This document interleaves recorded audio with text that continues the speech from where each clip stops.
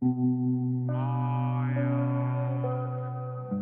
Earth, in a city filled with tall buildings, while the people were busy walking on the streets, someone screamed. A guy woke up, and he asked what that sound was and what was going on. A lady screamed, and he asked the guy who he was. She looked at him with glaring eyes while covering herself with the sheets, and he looked so confused. The lady asked the guy what he was doing in her room and what he had done to her. The guy was baffled, and he asked himself what was going on there. He looked so confused as he recalled what he had done previously. The guy recalled that he was clearly in the middle of the universe. He looked so different. His hair was white and his eyes were red. The guy recalled that he was facing a huge monster and was in a decisive battle against the three overlords. Looking at his hands, he wondered what was going on there. Suddenly, he felt a panging pain in his head. He recalled that a man remarked that they should absolutely not let the waste bastard into the Ye family, and another man called him and told him to get the duck out of there. A man called him Ye Feng, and as he declared that Ye Feng was a piece of fish, he asked him if he claimed that he deserved to be named Ye. The men were ganging up on Ye Feng, and one of them mentioned that they could see that he didn't even know how to fight back when hit, so they should kill him.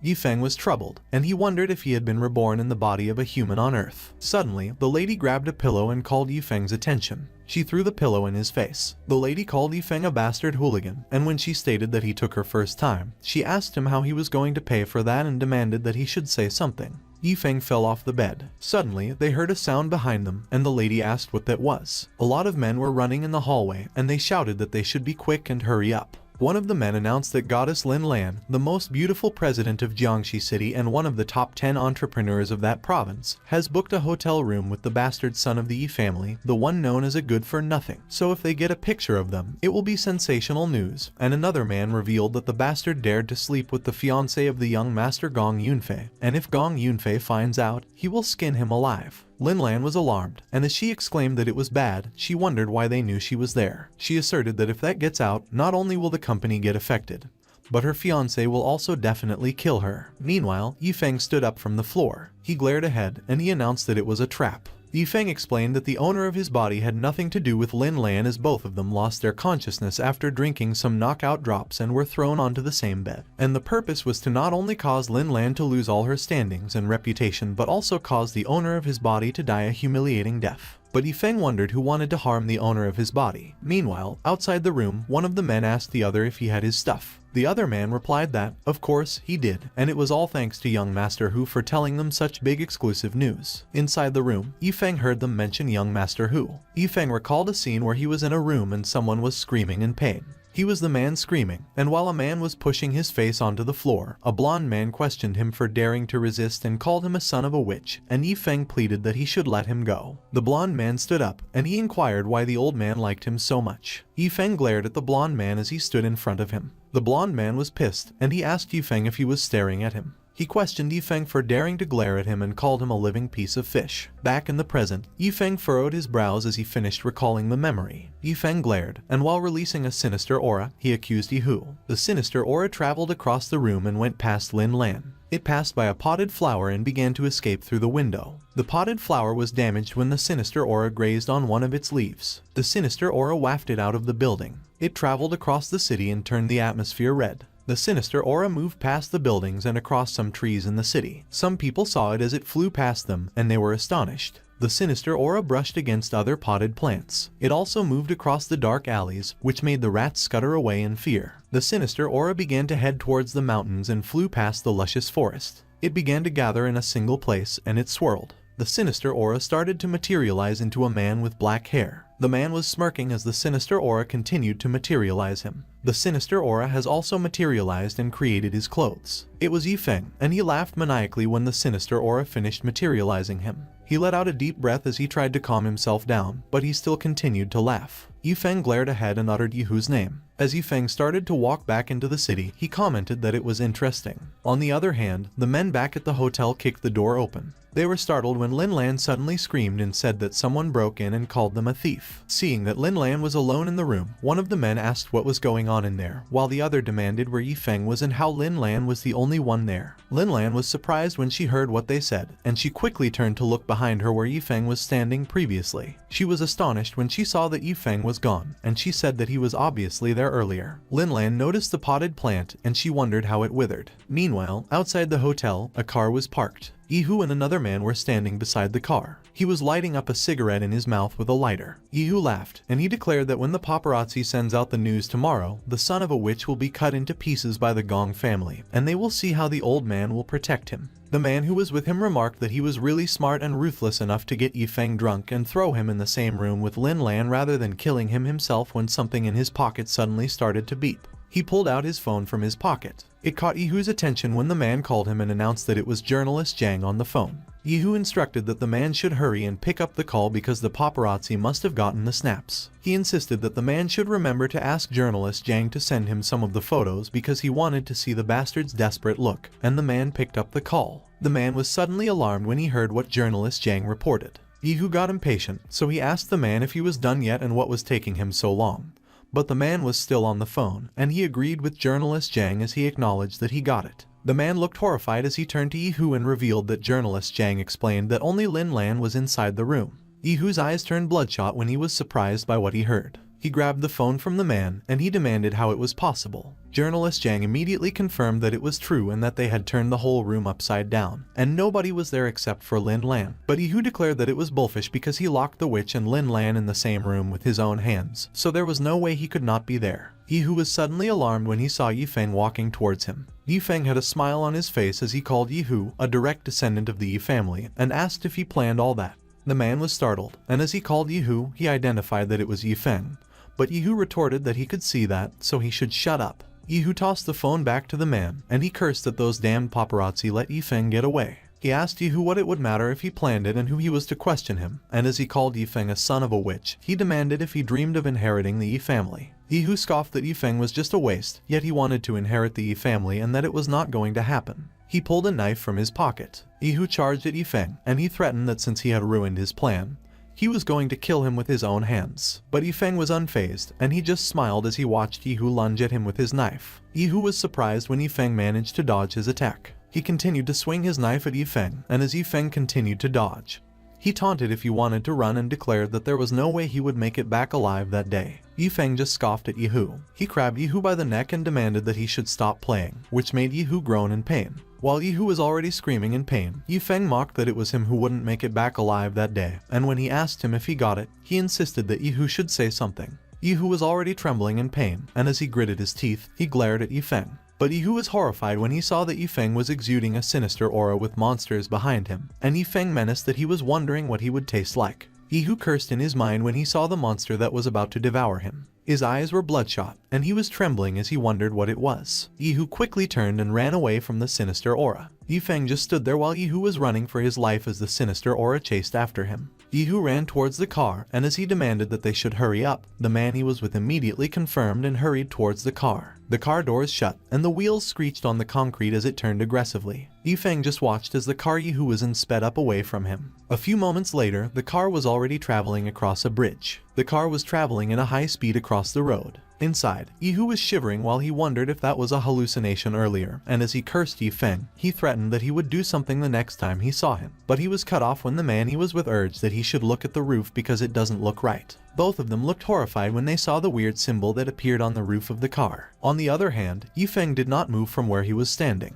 But in his hand, he was generating the same symbol that was found on the roof of the car Ye Hu was riding. Ye Feng suddenly crushed the symbol in his hand. Meanwhile, the car Ye Hu was in started to tremble, and Ye Hu cursed as he sensed that it was bad and something didn't feel right, so they should jump. As Ye Hu saw that the sinister aura began to appear, he yelled at the man he was with and urged that they should jump out of the car. The car exploded. A few moments later, the smoke from the explosion started to dissipate, and it revealed the car's debris that was scattered on the road. Ye Hu was lying on the ground among the fire and debris. He muttered that Ye Feng was not a human. He was a demon. Ye Hu lost his consciousness while he kept thinking that Ye Feng was a demon. Ye Feng scoffed, and he declared that Ye Hu was just an insignificant ant, so he would let him live in the meantime. But he smiled sinisterly as he warned that if Ye Hu got in his way again, he would definitely kill him. The moon was shining so brightly in the sky as Ye Feng walked away. A few moments later, Ye Feng was standing by the riverbanks, and he was wondering how the demon planet was going and Huang'er. He recalled how a lady stood in front of her and protected him from an explosion when he was still in his original body. Ye Feng gritted his teeth and cursed when some of the explosions hit him and he couldn't push through. He yelled and called Huang'er. The lady protecting Ye Feng was Huang'er, and as she glanced at him, she called him Brother Ye Feng.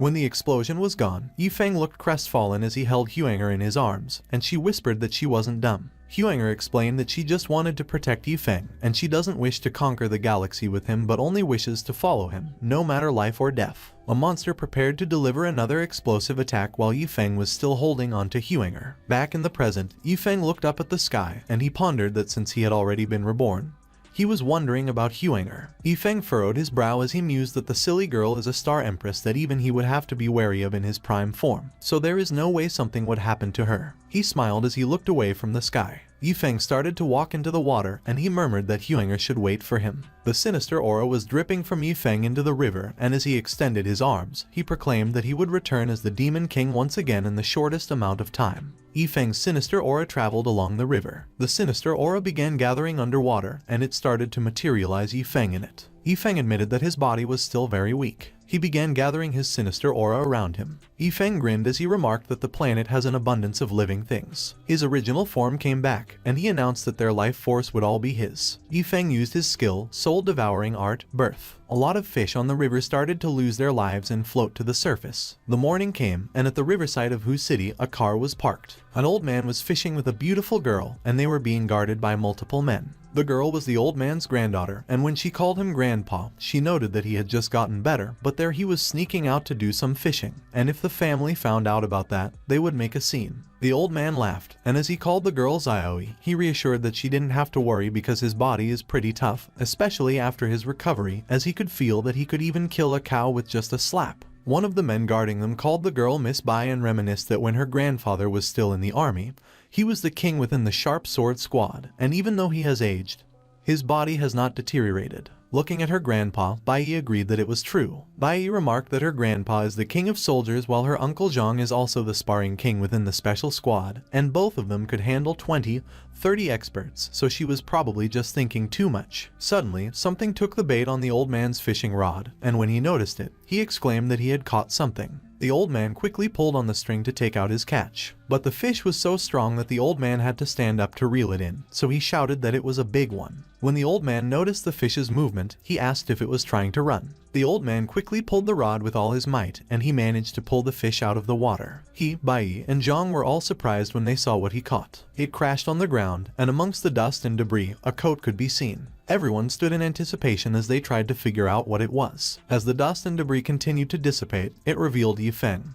who was scratching his head. Zhang quickly stood in front of the old man and cautioned that he should be careful because it was an enemy's attack. All the men began to charge towards Ye Feng. The old man tried to stop them and urged that they should wait. Meanwhile, Ye Feng noticed the men coming at him, and he glared at them. A huge explosion occurred, and it sent all the men flying. Ye Feng grabbed one of the men by the neck, and he demanded to know who they were and why they were attacking him. Zhang was astonished, and he couldn't believe that Ye Feng single-handedly dealt with all the bodyguards. He charged, and as he announced that he was coming, the old man called out to him and insisted that he should wait. When Zhang jumped off the ground, Ye Feng dropped the man he was holding. Ye Feng glared at Zhang to prepare for his attack. Zhang kicked Ye Feng in the face while he was still mid-air. He gritted his teeth as he exerted so much force, and he exclaimed that he got Ye Feng. While Zhang's feet were still on Ye Feng's face, Ye Feng did not move. Ye Feng grinned at Zhang, and while Zhang was surprised that he blocked it, Ye Feng asked him if he was seeking death. Zhang quickly jumped away from Ye Feng, and as he shouted that it was impossible, he couldn't believe that Ye Feng actually blocked his attack without moving an inch. He gritted his teeth, and he looked threatened. On the other hand, Ye Feng was cracking his neck. Meanwhile, the other men who were blown away have managed to stand back up, and they stated that they should all attack together. They declared that they should charge, and they all lunged at Ye Feng all together. But Ye Feng released his sinister aura, and he was moving swiftly from one man to the other to attack them. Zhang was behind Ye Feng when Ye Feng finished attacking the other men. When he saw that Ye Feng's back was facing him, he exclaimed that it was an opening and released a powerful aura in his fist as he charged towards Ye Feng.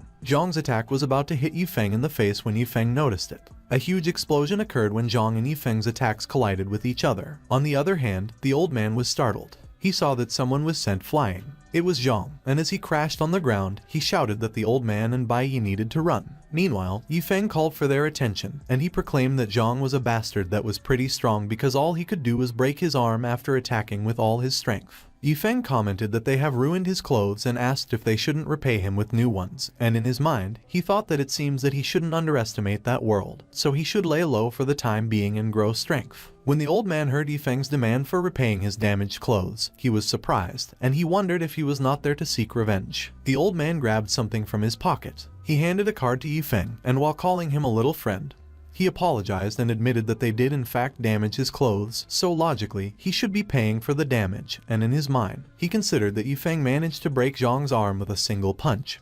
So he definitely is someone that shouldn't be looked down upon, and if they were able to establish a relationship with him, he was sure that it would benefit the Bai family. The old man inquired what Ye Feng's name was and asked if perhaps they could be friends. Ye Feng immediately snatched the card away from the old man, and he responded that his surname is Ye. But he added that, as for being friends, he was afraid that the old man didn't have much time. The old man was She asked Ye Feng what was wrong with him and complained that there were so many big shots that were trying to flatter their family to get on their good side, yet he dared to speak so harshly. Ye Feng glanced at Bai Yi and smiled. He clarified that he was just giving them a warning out of goodwill, and whether they wanted to believe him or not, the choice was theirs. The old man mentioned that earlier, when Ye Feng was getting close to him, he had the illusion that he was facing an ancient, ferocious beast, and it was as if Ye Feng could have killed him with a single finger. Zhao noted that the old man's instincts have always been accurate, so he asked if that meant that Ye Feng was that dangerous. The old man affirmed that it was right, and as he asked Zhao if he knew who Ye Feng reminded him of, he revealed that it was the legendary individual from the Ace Squad, which made Zhao ask the old man if he was referring to the god of war Huang'er, the legendary figure who has gone missing for many years, but he could not believe that it could be because Ye Feng was so young that he could not be compared to him. Suddenly, Bai Yi, who was standing near the river, called her grandpa and urged that he should quickly come and have a look. As the old man approached Bai Yi, she announced that all the fish in the river were all dead. In a huge building, Ye Feng was walking along the pathway, and he was recognized them as Zhang Qiang and Yu Fei, and he explained that the girl called Yu Fei used to be Ye Feng's girlfriend. But after getting to know Zhang Qiang, she broke up with him, and Ye Feng was previously so obsessed with her that he was in depression for a very long time because of her. Zhang Qiang laughed, and he jeered that he wouldn't have believed that a bastard son like Ye Feng would dare to come back when he has become quite a famous person in Jiang City. And not just the Gong family was looking for him, even his Yi family was also looking for him, so it seems that his puny life is about to be over. Ye Feng couldn't care less about what Zhang Qiang was saying, and so he asked him if he was done talking, because if that was the case, he was going to go. Both Zhang Qiang and Yu Fei were baffled and speechless when Ye Feng just walked away. Zhang Qiang suddenly felt rage, and he gritted his teeth. He went and grabbed Ye Feng's coat. Zhang Qiang was grabbing Ye Feng by the shoulder, and his expression looked dark. He called Ye Feng a brat and accused that he seemed to have grown some balls because he dared to ignore him. Ye Feng apologized and remarked that he had trouble hearing the sound of mole crickets. Zhang Qiang got more furious when he heard what Ye Feng retorted.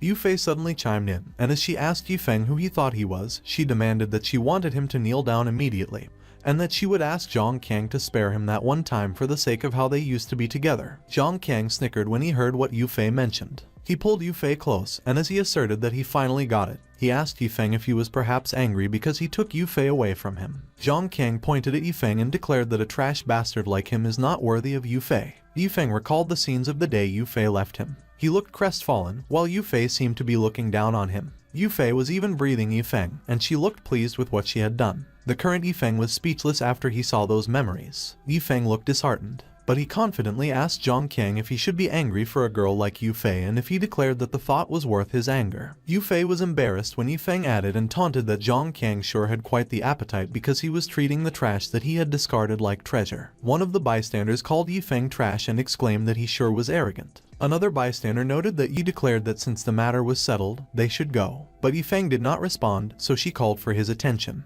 Bai Yi was puzzled when Ye Feng walked forward without saying anything. Ye Feng went to face Zhang Qiang, and he proclaimed that he got lucky, so if he values his life, he should stop bothering him from that day onwards. He leaned forward and remembered that her grandfather gave him a black card and asked him what was wrong with him. But with a deadpan look on his face, Ye Feng responded that the card was given by Bai Yi's grandfather, and as he inquired how that relates to her, he also asked her if she was a brazen person. Bai Yi was pissed by what Ye Feng replied. She ordered Ye Feng to wait, and she began furiously looking for money in her pockets. Suddenly, Bai Yi noticed that Ye Feng was gone in front of her. She was pissed that she yelled and called him a bastard, which echoed on campus. Bai Yi reminded that Ye Feng had previously mentioned that her grandfather was about to die, so she initially stated that she could get close to him and interrogate him. She asserted that she bet that Ye Feng already knew why she was doing that, which annoys her so much. Bai Yi insisted that she won't give up that easily, and she will definitely find out who Ye Feng truly is and all his secrets. Meanwhile, on a different part of the university, Ye Feng was about to enter the English class when someone asked another student if they heard that the trash was back, and they commented that no one would have believed that Ye Feng would dare to return there once again when those from the Gong family would definitely not forgive him.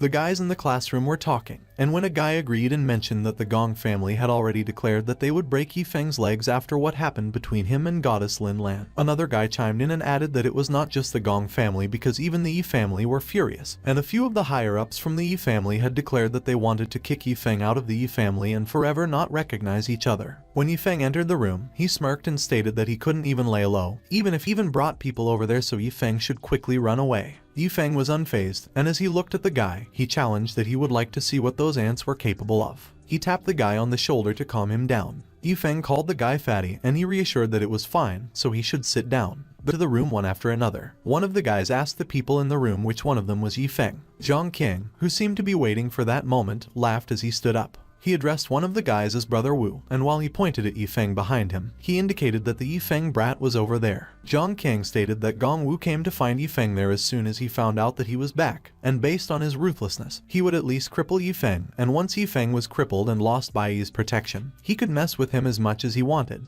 Ye Feng's feel down and apologize to him, crawl underneath him and call him Lord Gong. While Ye Feng was smiling sinisterly, Gong Wu offered that the second option was that they would help him with that, but the consequence was an arm and a leg, and they would turn him completely handicapped, so he should choose. Ye Feng used his demonic eyes, and he asked Gong Wu if that was the case. Gong Wu was suddenly frozen as Ye Feng's sinister aura shrouded him, and he was surprised. He was seeing a dark, sinister figure in front of him, and he became nervous. With his demonic appearance, Ye Feng questioned if he was sure about that. Gong Wu turned pale, and he froze in front of Ye Feng. As he came back to his senses, he wondered if it was just a hallucination. Gong Wu toughened it up and confirmed that it was right and that he was sure of it, so Ye Feng should kneel down or get crippled. Ye Feng snickered. Everyone was baffled when Ye Feng began walking to his side. Ye Feng sat down on the desk where his friends were sitting, and he declared that it was good that they were really asking for it. He proclaimed that he would also give them an option, and he used his skill, soul-devouring demonic eyes. Gong Wu and his group were in a daze when Ye Feng's sinister aura shrouded them.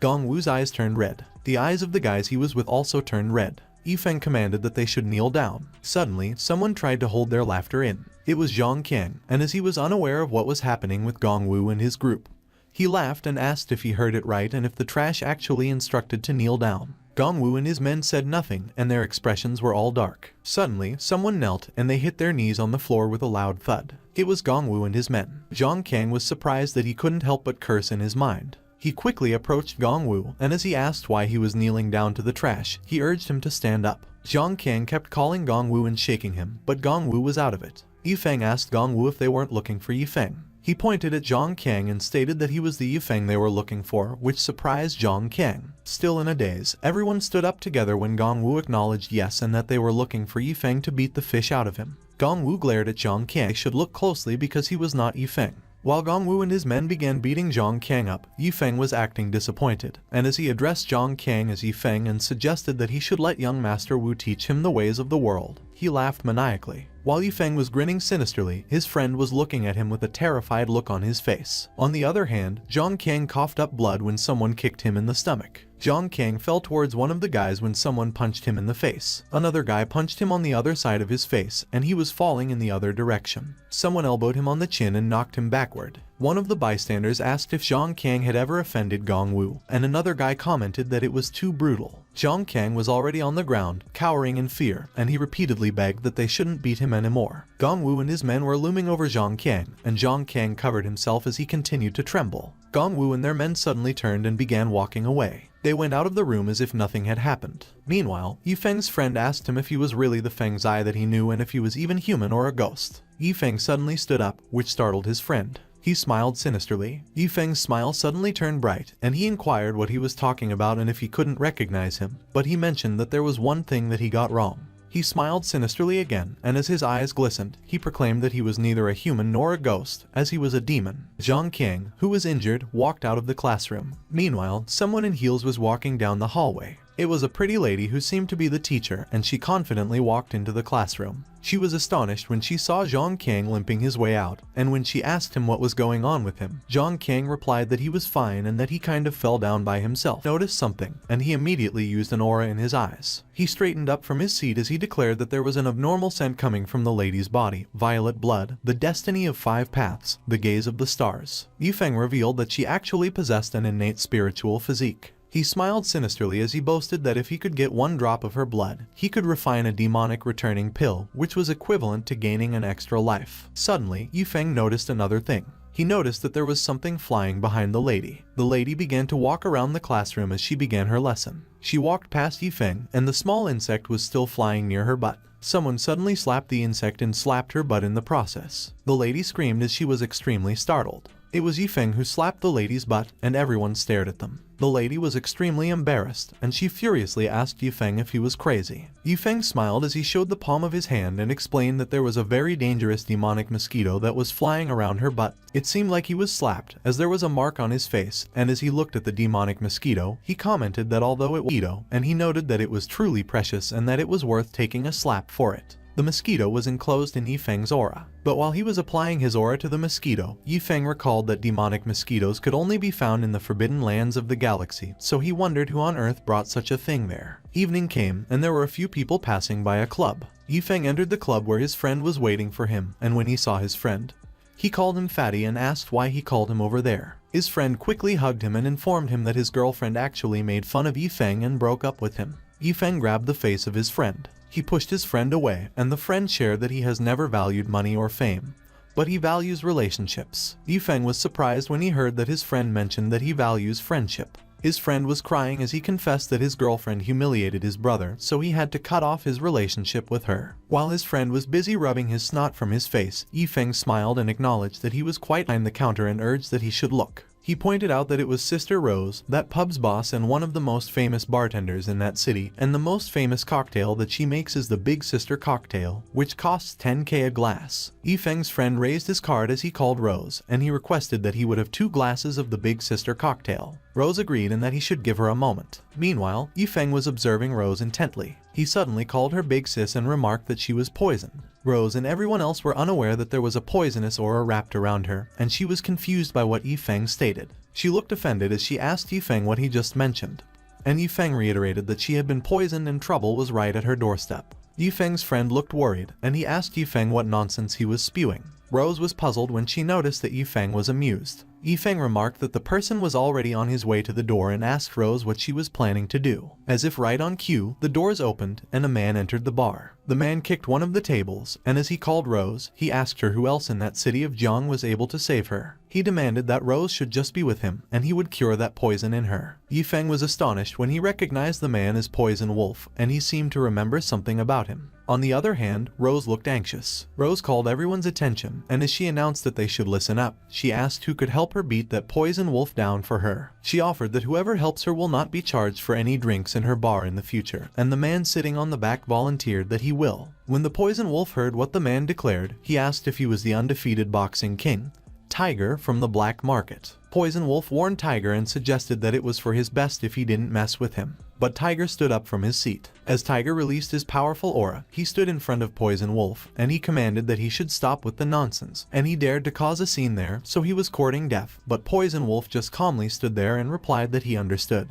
Tiger's aura lit up in his eyes, and he delivered a powerful punch to Poison Wolf's face. But Poison Wolf was unfazed, and he just smiled as Tiger's fist was about to hit his face. A mysterious dark aura flowed around Poison Wolf as he swiftly dodged Tiger's attack. Poison Wolf managed to quickly get behind Tiger, and as he was about to deliver his attack, he declared that Tiger is undefeated because he has never gone against him. His eyes glinted as he remarked that Tiger was a ducking blockhead. Poison Wolf landed a powerful punch on Tiger's back. Tiger screamed in pain and coughed up blood. In an instant, Tiger fell to the floor and everyone was quiet. Poison Wolf stepped on Tiger, and as he asked Rose if there was anyone there that was willing to help her, he threatened that they would share the same faith as Tiger. There was silence as Poison Wolf defeated Tiger and stepped on him. Rose and Ye Feng's friend were all astonished and worried as they looked at the scene. but Ye Feng didn't even bother looking behind him. Poison Wolf scoffed. He kicked Poison Wolf's face, and his punch was powerful that he sent him flying. But Poison Wolf still managed to land on his feet. He was trembling in pain as he suffered serious injuries, and he asked what was going on and how Ye Feng was strong. Ye Feng was releasing his aura, and his appearance looked like that of a demon. Poison Wolf was still kneeling and trembling on the floor, while Ye Feng was calmly walking towards him. Suddenly, Poison Wolf charged forward, and he proclaimed that he was going to take Ye Feng's life. But Ye Feng managed to dodge Poison Wolf's attack. Poison Wolf was astonished when he saw that something incredibly fast was coming towards his face. It was Ye Feng's fist again, and Poison Wolf was lifted off the floor when his face got hit by it. Poison Wolf groaned in pain as he fell on his back. He crashed and skidded on the floor. Ye Feng approached Poison Wolf and asked him if he still couldn't recognize him. But instead of answering Ye Feng's question, Poison Wolf produced more thorns in his mouth and declared that Ye Feng should go to hell. Ye Feng easily dodged those thorns and remarked that Poison Wolf was quite the stubborn one. He suddenly dug his feet into the floor. Poison Wolf was astonished when he saw what Ye Feng did. Ye Feng slammed his fist on the floor to attack Poison Wolf and destroyed it in the process, but Poison Wolf was able to dodge it by rolling away. Poison Wolf quickly charged at Ye Feng from the side. He threw more thorns at Ye Feng. Ye Feng was taken by surprise by Poison Wolf's attack. He was hit by those thorns and was about to fall on his back. Poison Wolf laughed hysterically, but Ye Feng was able to grab those thorns using his teeth, and he grinned at Poison Wolf as he commented that the taste was not bad. Poison Wolf was surprised by what Ye Feng did. Ye Feng grabbed Poison Wolf's face and he was startled. Using his sinister aura, Ye Feng slammed Poison Wolf against the wall so powerfully that the wall was destroyed. A few moments later, the dust that was caused by the crumbling of the rocks began to settle. It revealed the Poison Wolf that was sitting on the floor. Rose and Ye Feng's friend were both astonished by what they saw. Ye Feng asked Poison Wolf if he wanted some more, and Poison Wolf politely addressed Ye Feng as sir and admitted that he gave up and didn't want to fight anymore. Poison Wolf muttered nothing and started to grab something in his mouth when Ye Feng demanded that he had poisoned Rose, so he should hand out the antidote. Ye Feng looked disgusted when Poison Wolf handed him a tooth and explained that it was his custom-made teeth, and the antidote was placed inside. Meanwhile, Poison Wolf was wondering how Ye Feng knew that he was the one who poisoned Rose. Suddenly, Zhao and his men entered the bar. They stood by the entrance, and Zhao seemed to be looking for someone. When Ye Feng recognized Zhao, he wondered what Zhao was doing there. Poison Wolf quickly stood up when he saw Zhao, and he called him Big Brother. Running towards Zhao, Poison Wolf asked him why he was there, and instead of answering his question, Zhao questioned Poison Wolf what happened to him, and Poison Wolf immediately explained that there was a kid there who didn't take him seriously. Poison Wolf mentioned that Ye Feng boasted that Zhao was going to be in deep fish, and he asked Zhao if he was able to tolerate that because he couldn't. Zhao was surprised when he recognized Ye Feng, and he politely addressed him. He bowed and greeted Ye Feng, and Ye Feng responded by asking him how his arm was. When Zhao also made Poison Wolf bow to Ye Feng and acknowledged and mentioned that the old man was getting worse recently, and as he was about to give, and additionally, he twitched his muscles, screamed miserably at night, and asked him if he was right. He mentioned that those were symptoms after a demonic mosquito bite. Zhao immediately confirmed that Ye Feng was absolutely right and asked if he could cure the old man of the Bai clan. Ye Feng explained that the old man's death was predetermined, so previously, he didn't mean to save him, but since Bai Yi has helped him, he will return the favor to her by helping the old man. Sure, he noted that he never thought she would come to such a place. Suddenly, Ye Feng noticed a noise passing by, and that caught his attention. Meanwhile, Lin Lan was still walking down the street. In an instant, a white van that had its windows covered stopped right beside her. A man suddenly came out of the van, called her pretty sister, and invited her to get in and play with her brothers, which startled Lin Lan, and she asked who they were. Lin Lan refused and demanded that the man should let her go, but as she tried to run away, the van's door opened wide and revealed another man inside. One of the men quickly grabbed and carried Lin Lan, while the other covered her mouth as she tried to ask for help. When they successfully dragged Lin Lan inside the van, the men immediately urged that they should drive fast. The men quickly shut the door. Ye Feng saw everything that happened, and as the van drove the driveway, the men started getting out of the van. One of the men was carrying Lin Lan over his shoulders, and as he got out, he cursed and questioned how Ye Feng could live in such a remote place even if he was a bastard of the Yi clan. And he remarked that after that night, the good-for-nothing could only live in jail for the rest of his life. He called his third brother and instructed that he should hurry and break the door, which the third brother did. The men went inside a bedroom. The man carrying Lin Lan was laughing sinisterly. He threw the unconscious Lin Lan onto the bed. Looking at her, the man commented that Lin Lan definitely deserves to be the beautiful president because, looking at her face frame, she is absolutely the most beautiful woman that he has ever seen. The man was wiping drool off his face while the other men were smirking beside him while he declared that they would do it one after another, so they should wait for him as he, the daddy, would be the first. Ye Feng suddenly appeared by the door, and with a smirk on his face, he stated that there was no need to wait for one after another because they could all die together. The man was surprised, and he quickly turned to look in the direction where the voice was coming from. But when he saw that it was Ye Feng, he just smiled, and as he called Ye Feng a good-for-nothing, he scoffed and remarked that he didn't expect free, and he was not only the audience but also the scapegoat. Ye Feng was amused, and he commented that the man's plan was quite insidious. The man called his third brother and instructed that he should cripple Ye Feng. The third brother called Ye Feng a bastard, and as he warned that he should not interfere with their pleasure time, he threw a punch at Ye Feng. But Ye Feng was able to dodge it. The third brother was surprised, and he looked a bit anxious. Ye Feng released his sinister aura, and he licked his lips as he pierced his aura through the third brother's body. The third brother screamed in pain, and he called for his big brother. Meanwhile, the other men were astonished when they saw what just happened, and one of them couldn't help but ask what it was. The third brother started to dry out and crack like a statue as Ye Feng continued to absorb his life force. When the third brother was completely dried out, Ye Feng released him, and as he crashed on the floor, one of the men called him in worry. Ye Feng's eyes turned dark, and he demanded the remaining men to tell him who instructed them to do such a thing. The men quickly kneeled in front of Ye Feng and pleaded that he should forgive him as he was doing so Ye Feng if he could drive her back. Ye Feng remarked that there was a crappy van outside, but there was a problem. But he proudly smiled and revealed that he doesn't have a driver's license. Lin Lan asked Ye Feng to confirm if he didn't have a driver's license and if the car drove there by itself. But instead of answering Lin Lan's question, Ye Feng mentioned that he happens to be going to the city as well, so he would request that she give him a ride as he has some business to take care of too, and Lin Lan just asked him who was giving a ride to whom. Lin Lan opened the door of the van, and she clicked her tongue as she remarked that they should just disregard it. She hopped into the driver's seat and suggested that they should go. Ye Feng hopped into the passenger seat and thanked Lin Lan. Lin Lan glared at Ye Feng, and she exclaimed that he was a bastard. She stepped on the gas pedal, and the van's wheels screeched as it moved forward. The van moved at such incredible speed that it was leaving a trail of dust behind. They continued to travel at that extreme speed even as they arrived on the highway. Looking at Ye Feng, who was unfazed, Lin Lan commented that she was driving so fast, and he was not afraid at all. Suddenly, Ye Feng looked startled, and he seemed to have noticed something. A black car was coming up behind them. Ye Feng quickly grabbed the steering wheel, which made Lin Lan panic, and Ye Hu taunted that Ye Feng was not worthy to bear the surname Ye. Ye Feng was astonished, and he coughed up blood. Ye Hu's punch was strong that it sent Ye Feng flying. Ye Hu released a tremendous amount of aura that burst from under the concrete road and destroyed it. He laughed maniacally as he exclaimed that it was incredible and the treasure was truly awesome because his body was filled with power. Ye Hu turned to walk away when Ye Feng remarked that it seemed that he didn't even know what the thing he was currently wearing was. That surprised Ye Hu. Ye Hu glanced over his shoulder to check on Ye Feng. Ye Feng's hair was untied, and it flowed with his aura that had wrapped itself around him like clothes but was revealing a red stone imbued on his chest. His eyes turned black, and he explained that the soldiers of Shura are the lowest form of cannon fodder within the demonic star, and the mask of Shura is used to prevent them from running away, making them equip the mask before battle while increasing their combat power. Ye Feng added that the mask could only be taken off once they were dead or when they won the battle. Ye Hu did not listen to Ye Feng, and he just retorted that Ye Feng didn't get crushed, which was great as he could continue torturing him.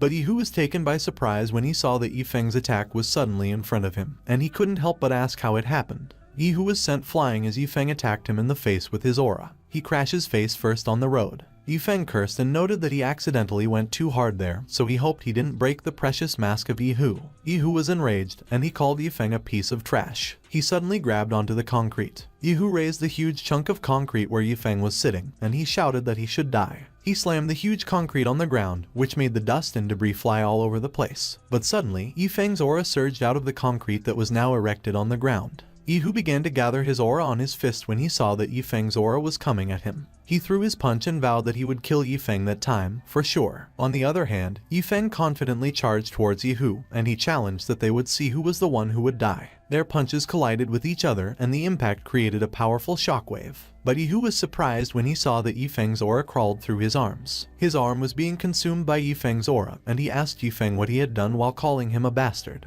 Ye Hu screamed in pain. He vowed that he won't go down, and even if he were to die, he will drag Ye Feng down with him, and he will definitely kill him, so Ye Feng shouldn't even think about having a painless death. Ye Feng asked Ye Hu if he still claimed that he had the power to beat him and stated that there was only one ending for him, which was death. Ye Hu screamed in pain as his body bulked up even more and his mask began to crumble. He grew so huge and he lunged towards Ye Feng. Ye Hu looked like he was in despair and was out of his mind as he charged forward. Ye Feng declared that nothing could save Ye Hu at that moment because he let the Shura soldier's mask corrode him to such an extent. He created a slashing aura and remarked that Ye Hu should thank soul extracting art to pull out Ye Hu's soul, and he noted that Ye Hu's soul hasn't dispersed yet, which saves him the effort. He began to devour Ye Hu's soul. Ye Hu's soul screamed, and it was trying to resist, but Ye Feng was holding onto it so it could not escape. Ye Feng closed his eyes as he continued to devour Ye Hu's soul. Suddenly, he saw a galaxy in space. After that, he saw a dark figure that was glaring ominously. Ye Feng was astonished by what he saw, and he wondered if that was the young master of the Gong family. Ye Feng dusted off his clothes. Lin Lan asked Ye Feng if he was okay, and as she exclaimed that it was terrifying, she questioned if they were even humans. She inquired if Ye Hu was dead, and when Ye Feng confirmed, she remarked that Ye Hu tried to kill them, so his death was well deserved. Ye Feng commented that Lin Lan sure was extremely calm, and he remembered and asked Lin Lan if she knew any places where he could find a good amount of information because he wanted to do some research. Lin Lan thought about it and responded that it would probably be Ye Feng's school library because it is Jiang City's largest library. A few moments later, they arrived at school, and as Lin Lan pointed out that they had arrived, she asked Ye Feng if he was not going to get down.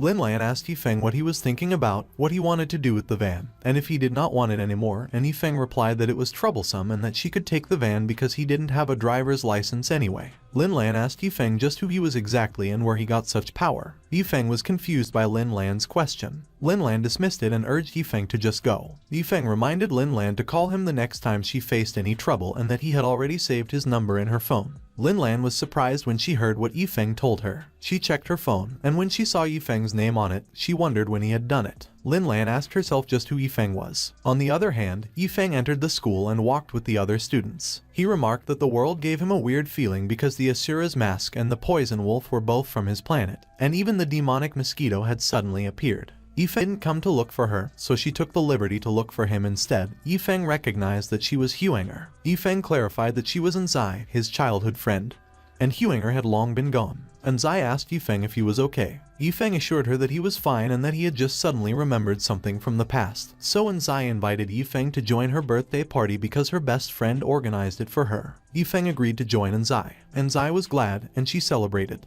Evening came, and they went into a huge, fancy building. Anzai and Ye Feng entered the place together, and the lobby was huge and empty. Ye Feng observed that the place looked very fancy, so it must have cost a hefty amount to book, and he wondered if Anzai's best friend was that wealthy. He speculated if Anzai's relationship with her best friend was that close and remarked that it was interesting, so they should just observe for the time being. Suddenly, a man came to greet Ye Feng and Anzai. The man asked Anzai if she was Miss Anzai and informed her that her friend had booked VIP room number 19 and was waiting for her there, so he requested that they follow him. Anzai asked Ye Feng if the place was expensive and suggested they change to another place, but Ye Feng reassured her that it was fine, and since they had come all the way there, they might as well greet them. Ye Feng mused that no one knew if maybe they were coming after him. A few moments later, Anzai and Ye Feng entered the VIP room, and Xiao Yu, Anzai's friend, quickly noticed them. Xiao Yu greeted Anzai and acknowledged that she was finally there because they had been waiting for her. She asked Anzai who was beside her, and she commented. Ye Feng confronted Hu, revealing that there were sleeping pills in the drink, and demanded to know what Hu planned to do to Anzai and who sent him there. Hu scoffed at Ye Feng and hinted that he should know who he had offended, saying that since Ye Feng had brought him.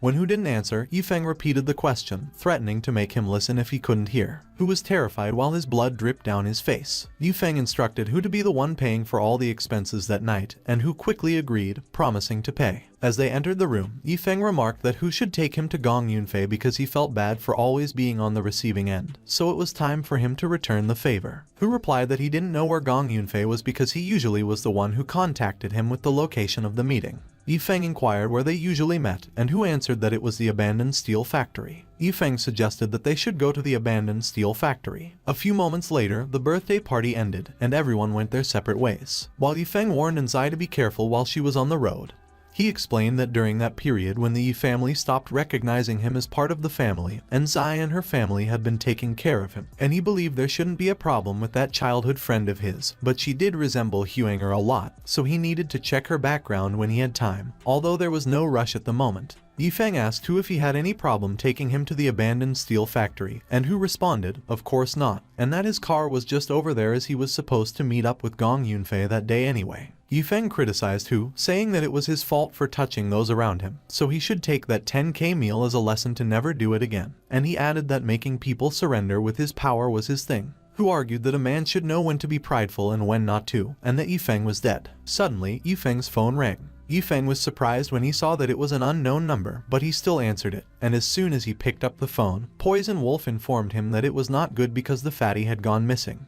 Ye Feng asked Poison Wolf to confirm what he stated and if Fei Qian was missing. A few moments later, Hu and Ye Feng went into the abandoned steel factory, and Hu stated that they had arrived. Ye Feng questioned Hu if he wasn't coming too, and Hu replied that Ye Feng must be kidding because he wouldn't dare. While dangling a phone where Gong Yunfei was calling, Ye Feng teased Hu, asking if he perhaps lost something. As Ye Feng picked up the call, Hu checked his pockets and demanded to know how the hell Ye Feng did it and when he took his phone. Ye Feng ignored Hu. He asked Gong Yunfei if he was right that he kidnapped Fei Qian and suggested that since he had prepared so many surprises, he should let him return the favor properly and proposed that they meet up and have a talk. Gong Yunfei declared that there was no need for that because Ye Feng wouldn't live past that night. He immediately hung up. Ye Feng was pissed when Gong Yunfei hung up on him. He cursed and crushed the phone, and Hu yelled and complained that it was his phone. Ye Feng lamented that it was painstaking because there were only really 2 people within his social circle, and both of them got in trouble because of him. He asked Hu if everything that happened that day was all arranged by Take It because he was friends with the trash bastard. Fei Qian scoffed, and as he taunted Gong Wu if he wanted to kill Ye Feng,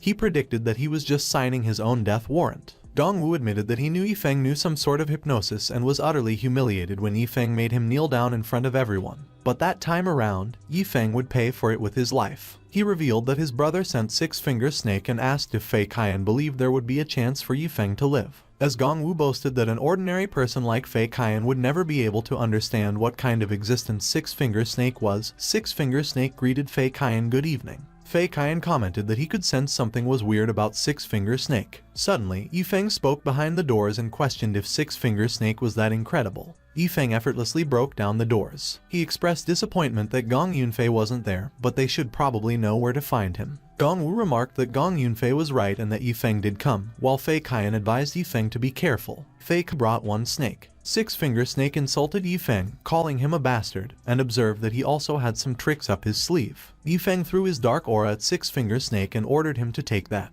Six-Finger Snake was kneeling on the floor while Ye Feng's aura was coming at him, about to devour him. He accused Ye Feng of being arrogant. Six-Finger Snake used his skill, deracinating King Cobras, and announced that for Ye Feng to make him use that move, he could already go to hell. He remarked that it was getting boring, so Six-Finger Snake should show him something new, and he called his spirit cat and mentioned that its food was there. The spirit cat hissed at the snake and prepared to fight. Ye Feng explained that since absorbing the vitality from the drop of blood that he got from Fang Ying, the spirit cat actually started to grow its own wisdom and formed into a spirit beast, and although it couldn't be used for the refinement of pills, there was no harm in having a helping hand either. Six-Finger Snake retorted that it was such petty tricks and that they should see whose spirit beast was stronger. He commanded that the deracinating King Cobras should go. One of the deracinating King Cobras attacked the spirit cat, and the spirit cat managed to dodge it by jumping out of the way. The spirit cat went and bit the deracinating King Cobra. Six-Finger Snake declared that he would be taking Ye Feng's life. But Ye Feng challenged Six-Finger Snake if he would do it with that lowest level of controlling technique of his and stated that unlike him, who was trash, he didn't need to stand in one place and get occupied with controlling his beast. Six-Finger Snake was surprised, and he inquired Ye Feng if he didn't need to control his wild beast. Ye Feng responded that Six-Finger Snake shouldn't put him in the same league with trash like him. Six-Finger Snake managed to dodge Ye Feng's attack, and he asked how on earth Ye Feng was able to do that.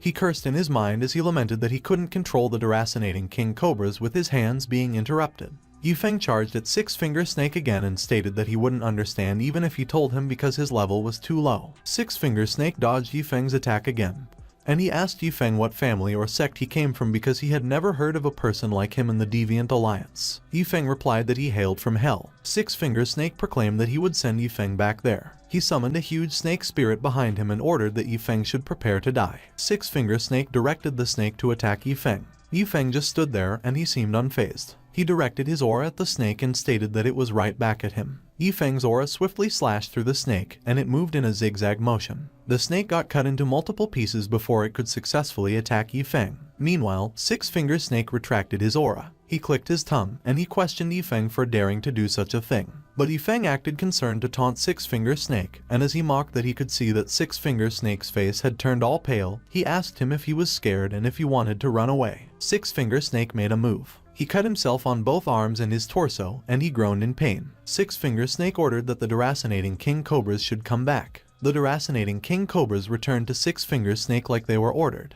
The two of them suddenly started sucking the blood on Six Finger Snake's arms. The deracinating King Cobras started to turn red, and Six Finger Snake boasted that Ye Feng should behold, as it was his ultimate trump card. Six Finger Snake used his skill, Scarlet Python. The Scarlet Python screeched. Ye Feng commanded that the Spirit Cat should return. As the Spirit Cat returned to Ye Feng, the Scarlet Python charged towards him. Ye Feng just stood there while the Scarlet Python was about to devour him. Suddenly, Ye Feng's hair got untied, and his eyes turned red. At that moment, the Scarlet Python crashed into the floor and devoured Ye Feng. Gong Wu laughed and jeered that it served Ye Feng right and that he should consider himself lucky for having such a quick death, while Fei Qian denied it by saying there was no way. Suddenly, Ye Feng used his demonic arts, and a demonic baby started squirming on the Scarlet Python's belly. The demonic baby began to grow, and the Scarlet Python's belly began to protrude. It grew so huge that it burst out of the Scarlet Python's belly. The demonic baby started crying. It started eating the Scarlet Python, and Ye Feng strutted out of the mess. Six Finger Snake was terrified when Ye Feng walked toward him that he couldn't form a coherent sentence. He stammered and asked Ye Feng what he was. Suddenly, Ye Feng noticed Gong Wu, who was running away. Ye Feng demanded Gong Wu for daring to mess with him and warned that he shouldn't even think about running.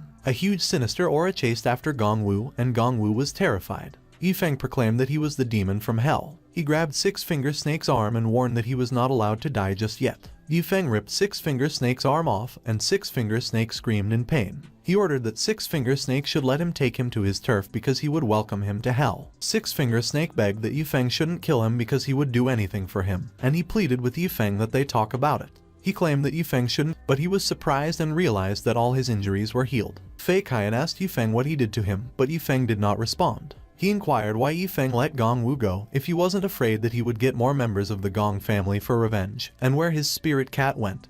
But Ye Feng did not respond, so he demanded that Ye Feng should talk to him. On the other hand, Gong Wu returned to a huge building, and as he walked down the hallway, he repeated that he was a return gift for Gong Yunfei. One of the maids wondered what was going on with Gong Wu, and the other warned her to mind her own business because Gong Wu must have gotten drunk after messing around with women again.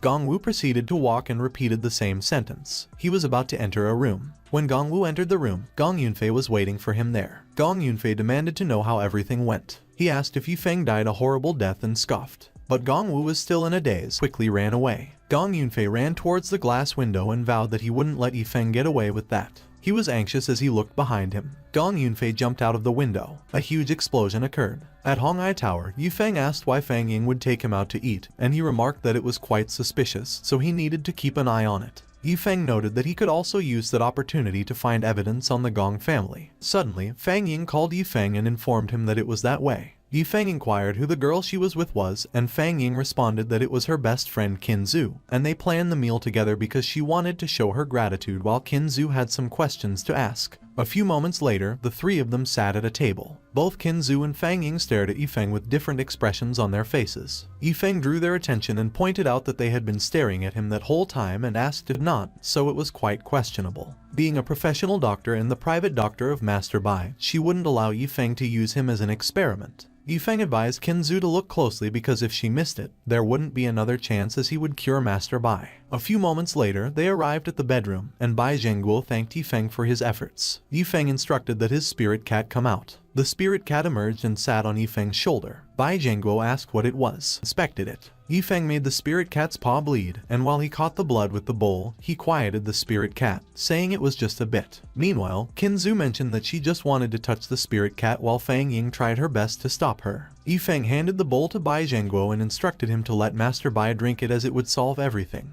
Bai Zhengguo asked Ye Feng if he was truly saying to drink the creature's blood. Ye Feng confirmed it. Suddenly, Bai Yi chimed in and cautioned Ye Feng to be more careful with the schemes of the Gong family next time. Everyone was surprised. Ye Feng asked Bai Yi if the Gongs were very powerful and why she was afraid of them. Bai Yi replied that they weren't powerful. She added that the real power behind the Gong family was the Leng family in Jianan.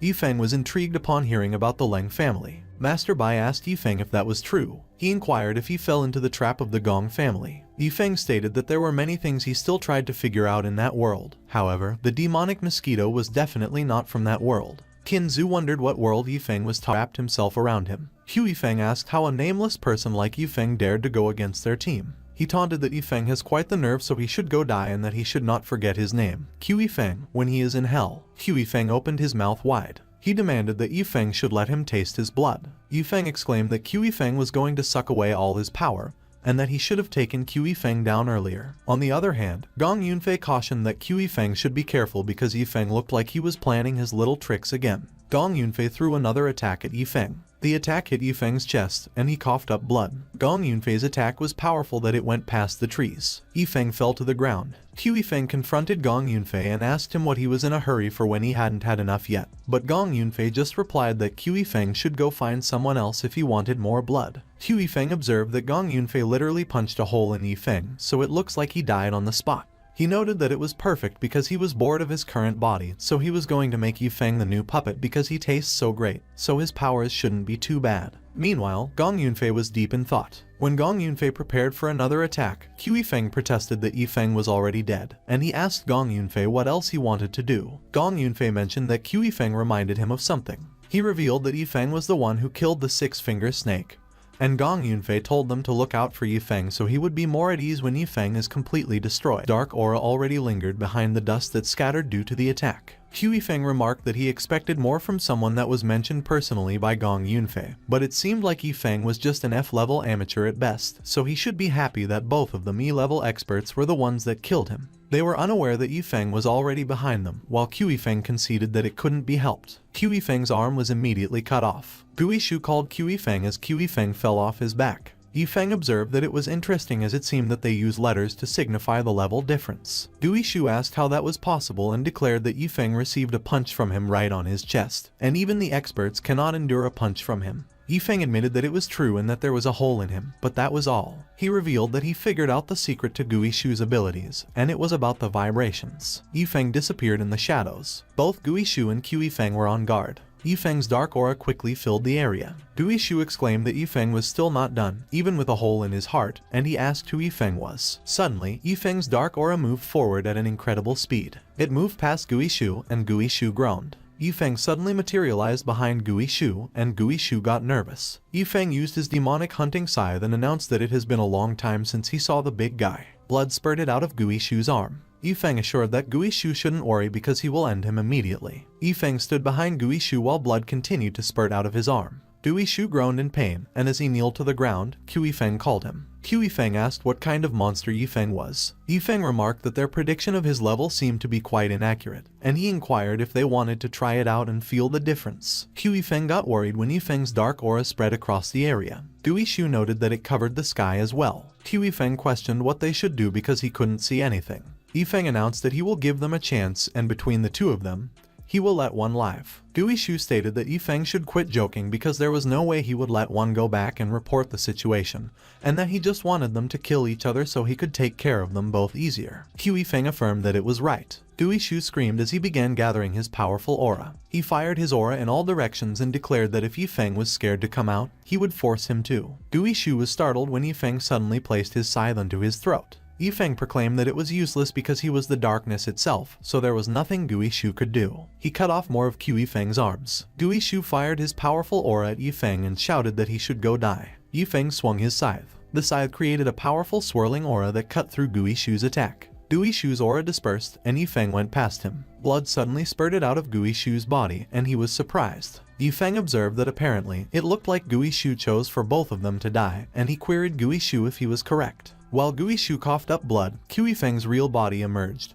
and Ye Feng commented that he finally appeared. Gui Shu demanded of Ye Feng why he showed his face, and Ye Feng responded that he chose for one to live. Gui Shu inquired of Ye Feng if he was crazy and exclaimed that there was no way Ye Feng would let him go, but Ye Feng acknowledged that he knew that. Gui Shu called Ye Feng's name as Ye Feng dug his fingers into his back. Ye Feng explained that Gui Shu should stop talking because he was dying and he had to turn him into a ghoul before he died. Ye Feng demanded of Ye Feng why he chose to save Gui Shu if he knew that he wouldn't be letting him go. Ye Feng replied that dead bodies without a brain were much easier to control. He asserted that his ghouls could have greater potential than humans. Ye Feng laughed and taunted that Ye Feng should just wait. He controlled Gui Shu and commanded that Ye Feng should die. Ye Feng was unfazed as Gui Shu grabbed his head. He scoffed and eliminated Gui Shu effortlessly as he swung his scythe.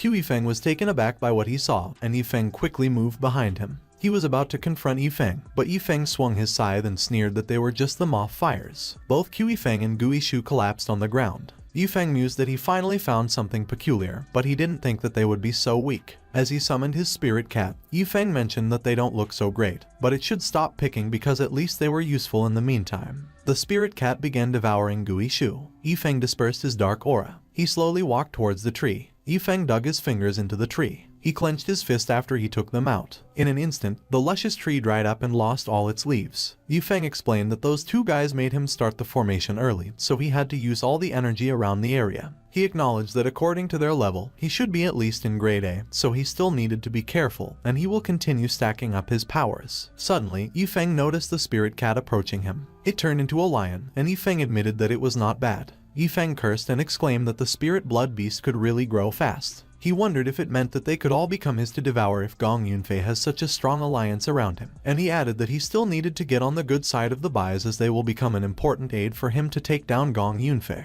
Ye Feng jumped off the ground. He flew up into the sky where the bright full moon was shining. The spirit blood beast disappeared into Ye Feng's dark aura. Ye Feng threatened that Gong Yunfei should just wait for it because he was coming for his ass soon. Qin Zhu walked in the forest where Ye Feng's fight just happened. She carefully threaded the dark forest. Qin Zhu remarked that two grade E experts really just vanished like that. She let out a sigh as she removed her equipment. Qin Zhu was a member of the secret Wang of the Leaf group and noted that she needed to report to the headquarters because Ye Feng might be more dangerous than they expected. She mentioned that she doesn't know what the clan was up to, but they should be able to help them test the waters first, as they needed to find out who in the world Ye Feng really is. Suddenly, Qin Zhu was horrified when she came across the withered part of the forest. She asked herself how that was possible. Meanwhile, Gong Yunfei was at the sub-department building of the clan. Gong Yunfei was with the liaison officer Chu Lai, and as he complained that they were useless, he asked how those two grade E experts got destroyed by a mere human. He stated that one grade E is more than 10 times the highest ranked fighter, but even with the two of them combined, they were still defeated.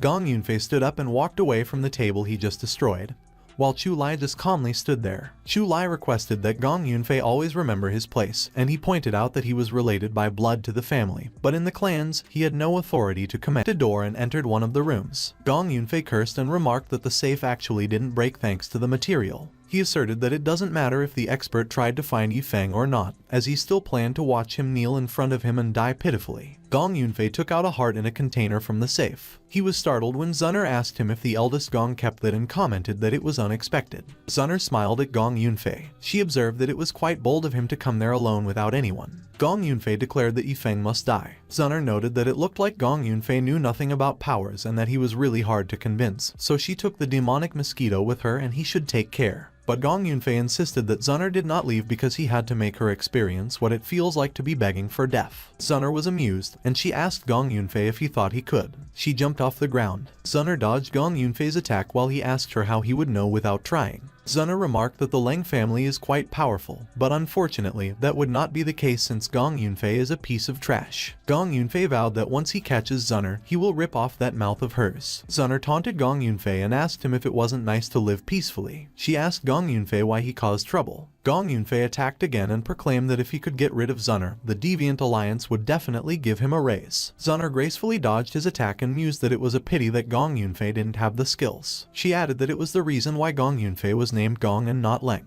Gong Yunfei snapped that Zunner should shut up. Zunner was a bit taken aback when she saw Gong Yunfei's attack come at her. She still managed to dodge it and commented that she almost forgot that Gong Yunfei's rank was almost a D, but she asked him if he wasn't making light of her. Zunner announced that the game was over and she really wanted to kill Gong Yunfei, but she couldn't do that in the meantime. She stated that Gong Yunfei should be happy that his crappy life was saved that day. Gong Yunfei retorted that if Zunner wanted to fight, he would stay to the end because his not being able to kill her doesn't mean that no one could kill her. Suddenly, the ceiling began to crack, and Zunner noticed it. Zunner quickly moved and dodged the attacks that rained down from the ceiling. She asked Gong Yunfei if it was his special ability, and as she commented that it was interesting, she asked him who was the one controlling it at the moment. Gong Yunfei asked Zunner if she really uttered that he was dumb enough to come out alone. Zunner replied that she doesn't give a suck since she got the thing she needed, so she left. Gong Yunfei was surprised with what Zunner did. He tried to chase after Zunner, who jumped off the building. But a powerful aura appeared, and Gong Yunfei warned that Zunner should just wait because one day he will kill them all and leave no pieces of their bodies behind. On the other hand, Ye Feng was still at the Bai family residence. Ye Feng talked to his scythe, and he mentioned that he was finally able to summon his old buddy again. He explained that by absorbing life energy, he was in his best state at the moment, but he still needed to find a way to search for more information because that world is too suspicious. Suddenly, Zunner asked if Ye Feng was home. Ye Feng called Poison Wolf and commanded that there was a mission and that he shouldn't come back if he couldn't complete it. Ye Feng was with Zunner on the balcony and he inspected the heart. He inquired Zunner where she found it. Zunner stated that she stole it from the eldest of the Gong family, and while addressing Ye Feng as her king, she queried him if he was happy with the present. Ye Feng looked at Zunner intently. He questioned Zunner who she was. Zunner remarked that she can't say anything yet as it was not the right time. She noted that Ye Feng should take care as she will take her leave. But Ye Feng declared that he didn't say that Zunner could leave yet. Zunner was startled when she noticed that Ye Feng swung his scythe at her. But she managed to dodge it, and as she mentioned that Ye Feng shouldn't be in such a hurry because at least he could tell that they weren't enemies at the moment, she interrogated him if that was not enough. Ye Feng commented that Zunner was right, but curiosity still took over and he probed her who she was. Zunner grinned sinisterly. She muttered that Ye Feng should chill because she looked forward to the next time they meet, and she disappeared.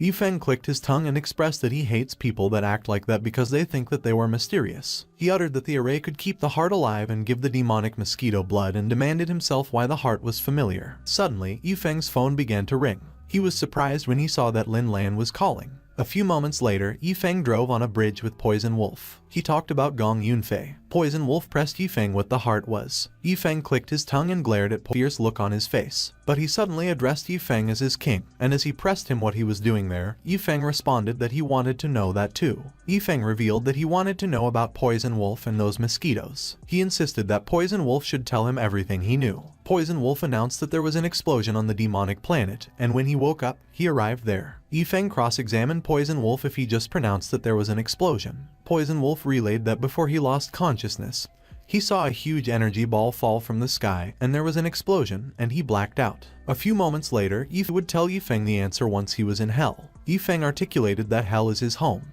Gong Yunfei shouted that Ye Feng should die, but Ye Feng effortlessly blocked his attack. Ye Feng pried Gong Yunfei if he wanted his little buddy to help him and if it was kind of hard to fight him. But Gong Yunfei warned that Ye Feng shouldn't be so arrogant. Gong Yunfei's speed suddenly increased. He quickly moved behind Ye Feng, and Ye Feng was surprised. Gong Yunfei attacked Ye Feng and bellowed that he should die. He applied his aura to his brass knuckles. Ye Feng was taken aback when he saw Gong Yunfei's attack. Ye Feng calmed down, and he leaned back to dodge Gong Yunfei's attack. He stated that Gong Yunfei has quite a lot of interesting tricks. Ye Feng released his powerful, dark aura and prepared to attack Gong Yunfei. But before he fought, he looked behind him to check on Lin Lan. Ye Feng saw that Lin Lan trembled on the couch while Chu Lai watched her from behind. Suddenly, Gong Yunfei remarked that Ye Feng should be honored that he sent him to hell with his own hands. Ye Feng quickly took a step back to dodge Gong Yunfei's attack while he threw his attack at the same time. He mentioned that since Gong Yunfei loves that place so much, it must be true that he still constantly thinks of the people who died there. Ye Feng declared that Gong Yunfei should go have fun with his maids. Gong Yunfei was startled when he saw that Ye Feng's array summoned the spirit of his maids. They all was sinister and glared at Gong Yunfei. Gong Yunfei was enraged by what Ye Feng did. He was cornered and was not able to react as the maids started charging towards him. On the other hand, Ye Feng considered that Chu Lai made him feel uncanny, so he needed to get Lin Lan out of there first. Chu Lai glared at Ye Feng when he saw that he came. Lin Lan uttered that Ye Feng should be careful. Ye Feng just passed by Chu Lai and queried if he tried to stop him. He was startled when Chu Lai suddenly grabbed his chest. Chu Lai excused himself and announced that Lin Lan had to stay there. Ye Feng inquired Chu Lai why he beat someone up while wearing such formal clothing and what the Deviant Alliance did. Chu Lai observed that Ye Feng's defensive abilities are also slightly below their standards. Meanwhile, Gong Yunfei struggled with his little orbs of aura. It screamed in pain as huge spikes exploded from its insides and poked out of its body. Gong Yunfei wondered what in the world the infant demon was. He demanded that Ye Feng should show him what else he has up his sleeves. Meanwhile, the infant demon slowly began to melt and disappear. Gong Yunfei questioned where Ye Feng was. He and Chu Lai quickly looked behind them and saw that Lin Lan was gone. On the other hand, Ye Feng escaped the building with Lin Lan. Ye Feng noted that Lin Lan was troublesome because the first time she called him was actually for something like that, and Lin Lan voiced that she doesn't want to get involved with him in any way from that point onward. Ye Feng interrogated Lin Lan, who was the one that got captured. Lin Lan scoffed, and she thanked Ye Feng for saving her. Ye Feng expressed that it was safe there, but he still needed to return and settle accounts with those losers. Lin Lan tried to protest and reason with Ye Feng, but she was not able to finish her sentence. Ye Feng has already jumped off the edge of the building rooftop. Lin Lan reflected that she was rescued by Ye Feng again. On the other hand, Poison Wolf went to the dilapidated building. He called for Gong Yunfei and Chu Lai's attention and proclaimed that they should look at what he got. Gong Yunfei cursed, and he pressed where Poison Wolf got that from. Chu Lai commented that it was what he wanted to ask Gong Yunfei, and Gong Yunfei added that he will personally report that to the elder later, but first things first, and they should take it back from Poison Wolf. Poison Wolf posed how low-ranked people like them would know how to use that. He took the heart out of the container. Poison Wolf pronounced that it was the real deal compared to the demonic mosquito. He began munching on the heart. Poison Wolf muttered that he hasn't had anything that delicious in such a long time. He promised that he will be sure to play with them before Ye Feng comes back. Poison Wolf pulled his head back and began sucking in air. He yelled and released his powerful aura. Poison Wolf remarked that it was fun and that he didn't think that there was such a great thing there, so Gong Yunfei and Chu Lai should come to him. Gong Yunfei inquired Poison Wolf if he believed that he was afraid of him. But Poison Wolf moved quickly, and in an instant, he was in front of Gong Yunfei. Chu Lai was alarmed when he noticed that Poison Wolf passed by him, and he quickly looked behind. He quickly lunged at Poison Wolf while Poison Wolf attacked Gong Yunfei. Chu Lai managed to hit Poison Wolf, proclaimed that the rule in the world is that family blood is the only strong foundation to survival. He asserted that Ye Feng was the person he hated the most in that whole city. Ye Feng just stood there as Gong Yunfei fired his song will begin a war field, and even if Ye Feng was from the Ye family, she will never let him go. Suddenly, a purple aura appeared behind Ye Feng. Ye Feng glared at the purple aura when he saw that. On the other hand, Chu Lai was speechless as he recognized the aura. Let them go. Zhao was puzzled when he heard what Ye Feng mentioned. Poison Wolf queried Ye Feng if it would not be bad for him if the word of what happened that day spread, and Ye Feng responded that his goal was to return back onto the demonic planet, back to the position to which he belongs, so there was no way that mere planet was going to trap him. Ye Feng noted that if a small city like that is going to block his way, his face of being the king of the demonic planet would be gone. Poison Wolf affirmed that Ye Feng will succeed, and he fully believes in his master, and Ye Feng asserted that they should go because Poison Wolf needs to protect those people he knows, so he should be at least ranked according to the method they use to determine power levels. Ye Feng questioned Poison Wolf if he understood well what the consequences would be if something like that happened again, and Poison Wolf replied that he, a subordinate, understands well and good. The next day, Chu Lai and Zhao went into a luxurious villa. There were a lot of cars parked outside the building. Inside the building, there was a party that was filled with people wearing fancy clothes. Chu Lai consulted Zhao about how he believed the Len family would take care of that matter. Zhao observed that he doesn't think the Len family will start the quarrel with the Yi family yet, and the Bai family is also leaning towards Ye Feng, so they probably will not do anything out of the blue in a while. He added that it was also because there are a lot of people there in that party who are not from the alliance, but he trailed on about him, and Fei Qian teased that it was definitely not a hottie. Yu Feng insisted that Fei Qian should stop with the gibberish because he already knew his situation, and he inquired Fei Qian what he was planning to do and if he was going to continue following him. Fei Qian opined that it doesn't matter if Ye Feng was the reincarnation of the demonic king or a university loser because they were always homies, and whatever happens, they will get through it together. Ye Feng let out a sigh. He laughed and pointed out that he would take care of that because he was not so sure if Fei Qian could carry through problems with that build of his. Fei Qian retorted that Ye Feng insulted him face front, and as he quizzed him how he was going to go back to the demonic planet, Ye Feng furrowed his brows and he stared intently at the key that Qin Zhu threw at him. He examined Qin Zhu what the goal of their organization was. Qin Zhu elaborated that science has no boundaries, so even when it comes to cultivation, which is ultimately all about making use of external forces to strengthen oneself, it was all reasonable from the perspective of a scientist.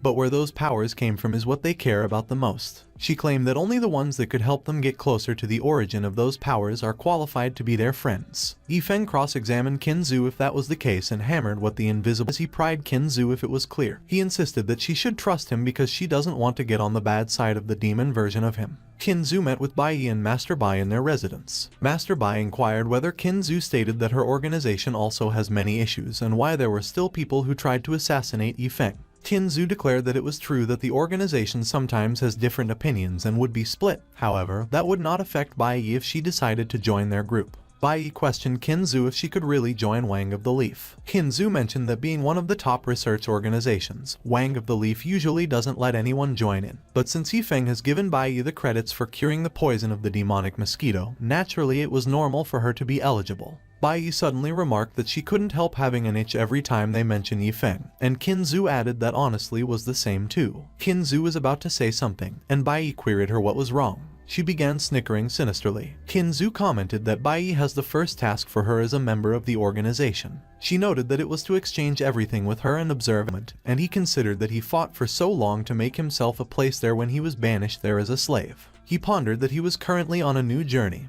and there are many other people from the planet like Poison Wolf being scattered on Earth, so he needed and got the spot. He could feel the difference between them clearly, and it was not possible for him to reach that height. He acknowledged that he felt that the promotion was correct and the spot should have been Ye Feng's. Not sit there and wait. Poison Wolf pressed Ye Feng about what he planned to do. Ye Feng indicated that they needed to start off strong, so they should go and give a greeting to the Alliance that night. A few moments later, Ye Feng went to a huge building, which was the location of the Alliance. He drove a white car. Ye Feng recalled that Qin Zhu conveyed that they have disputes in their organization. Qin Zhu, she secretly told him the location of the Alliance. A valet suddenly approached Ye Feng and suggested that he should let him park his car. Ye Feng nonchalantly tossed his keys towards the valet, but a man intercepted Ye Feng's keys before the valet could catch them, and he urged that Ye Feng should hold on. The man cross-examined Ye Feng whether he was coming there without permission, and Ye Feng wanted to know what he meant. The man grilled Ye Feng whether he was not scared that he would not make it out alive. Ye Feng responded that he was there to spend some money. He inquired with the man whether they were not open for business and insisted on Gong Yunfei, and he requested if they could let her if no one wanted to try.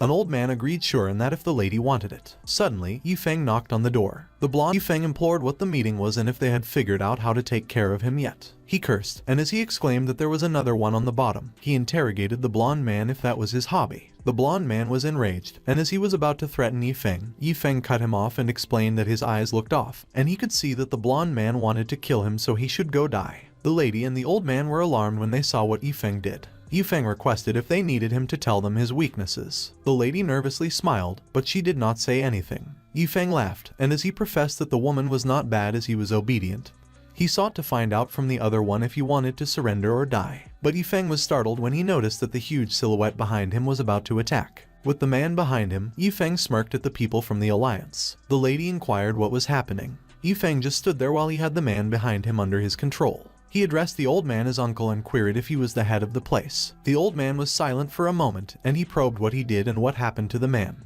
Ye Feng interrogated if he wanted to know and remarked that the old man should come with him and become like the man as one of his soldiers. He used his skill, Soul Steel. The lady was stunned, and Ye Feng's aura conquered her eyes. The same thing also happened to the old man. The two of them just stood there like puppets waiting to be controlled. Ye Feng declared that from that point onward, the place belongs to him, and it will no longer be a part of the Alliance, so he will give them permission to kill anyone stepping in there. The old man and the lady answered yes. Ye Feng called Fei Qian and noted that the Red Diamond nightclub was already his, but he shouldn't ask why. He wondered if it was not a hard thing to do. Qin Zhu stated that Ye Feng was going overboard and that they have their boundaries too. Ye Feng challenged if that was true and if she was not planning to partner with him anymore, and he added that he had to continue counting the assassination on her if that was the case. Qin Zhu conceded fine and that Ye Feng wins, but it was the only time she would do such a thing.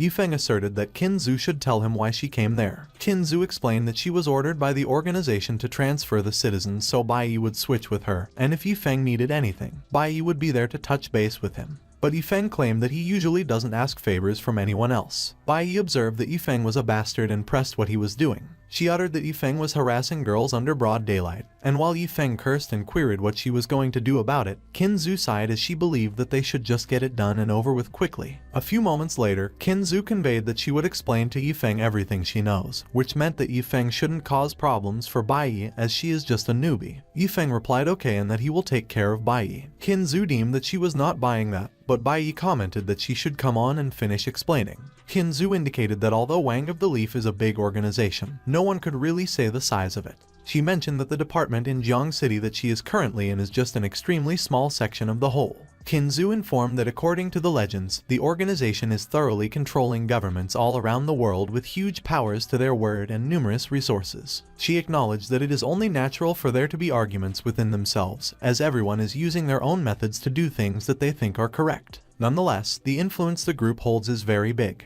Ye Feng pondered if the Ghost Clan was part of the organization. He queried if she could help him invite the director of the clan out, and Qin Zhu challenged why he was so troublesome. Qin Zhu maintained that it was the last thing she was doing for Ye Feng, and she is leaving so Ye Feng shouldn't find her again. She quickly got on her phone, and as she apologized to Zunner for bothering her, she inquired if it was possible for her to come to the Red Diamond nightclub for a minute. Ye Feng was surprised and puzzled when he heard Zunner's name. Meanwhile, at the shipping container yard, a guard screamed as he got strangled. A man avowed that the outer gates are cleared and the Ghost Clan has no defense at all. He called his master, and a group of men emerged from the shadows. The master opined that they should do it, and everyone responded yes. Two groups of men fought with each other in the yard's open space. The master professed that he is hoping that after that night, the Ghost Clan will not exist. He confirmed that they will finish up there, and their next target is Ye Feng. On the other hand, Zunner mused why he wanted to see her so badly. Ye Feng confirmed that he already said that he dislikes people hiding things from him, and he queried what she was planning with the Ghost Clan. Bai commented that Zunner doesn't want to say it and demanded why he was making her. Ye Feng insisted that Zunner just has to tell him if she is related to the demonic planet. Zunner smiled pensively. She proclaimed that Ye Feng is her king, and he really likes to have everything held in his palms. Ye Feng queried how the demonic planet was going to survive if he didn't do such a thing. Zunner conveyed that Ye Feng was the one who told them to hide their identity back then.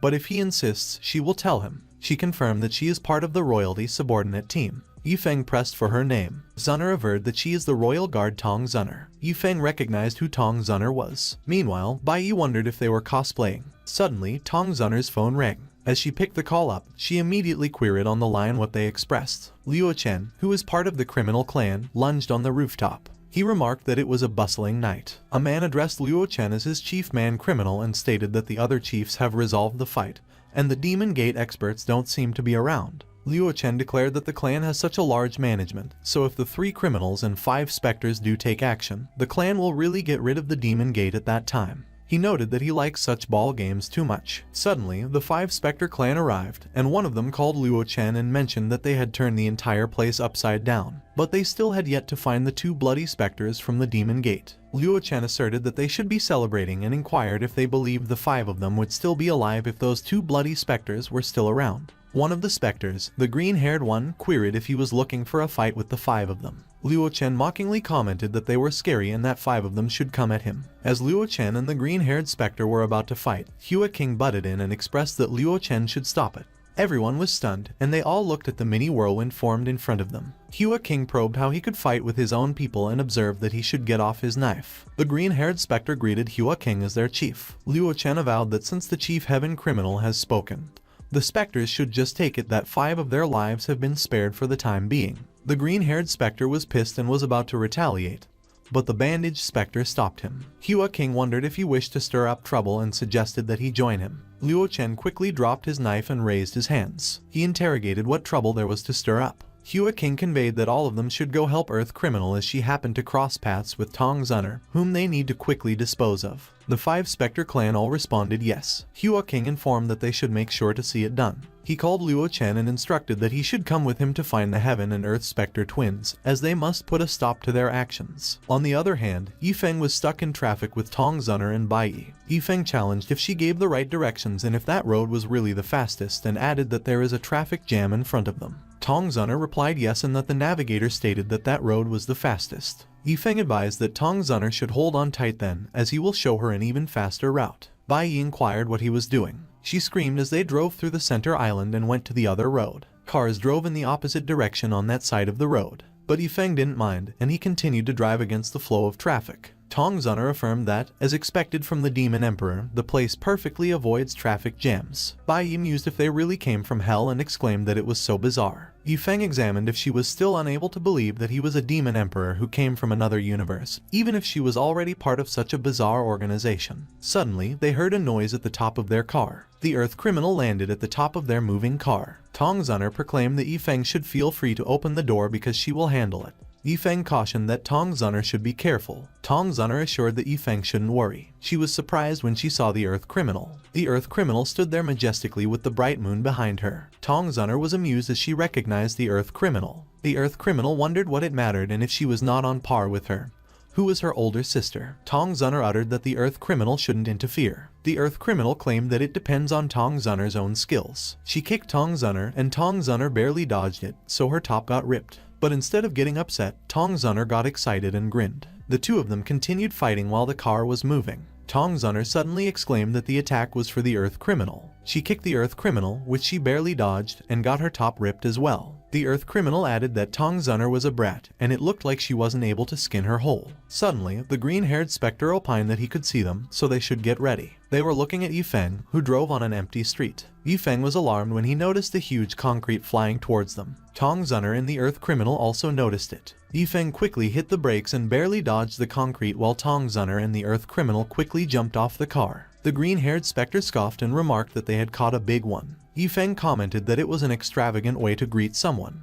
The Earth Criminal acknowledged that on that day, it was the place where Ye Feng would die. Amused, Ye Feng concluded that he would like to see them try. The road they fought in was mysteriously empty. Tong Zunner declared that it was one member of the Union's elite combat unit, the 3 Calamities and 5 Fiends, and their combat abilities are all above rank D. Ye Feng remarked that he loved the life forces of those strong fighters so he could finally get a good meal. But Tong Zunner asserted that Ye Feng should take Bai Yi and leave those people to her. She immediately charged forward and started fighting with the green-haired specter. Looking at Bai Yi, Ye Feng deemed that it was troublesome. Ye Feng stated that Bai Yi should hide well on the sidelines there and be careful. Bai Yi wished them good luck and noted that she believes that they could win. Suddenly, Tong Zunner claimed that there was no way she could let her lord personally intervene. But Ye Feng insisted that Tong Zunner should leave those people to him, and she doesn't have to do anything. Tong Zunner surmised that as expected, Ye Feng is still the Lord Demonic Emperor who fought heaven and earth from all those years ago. The Earth Criminal was caught off guard when Tong Zunner started charging at her. Tong Zunner commented that if the Earth Criminal wanted to fight Ye Feng, she would have to get through her first, and the Earth Criminal retorted that Tong Zunner was a little brat that was so clingy. On the other hand, Ye Feng proclaimed that the 5 specters should come, all of them at once. The 5 specters replied, of course. Ye Feng summoned his spirit lion. The lion let out a powerful roar, which incapacitated the green-haired specter. The black-haired specter inquired if he was okay. He cursed and queried where the spirit lion came from and how it was that even the damage from its roar was so big.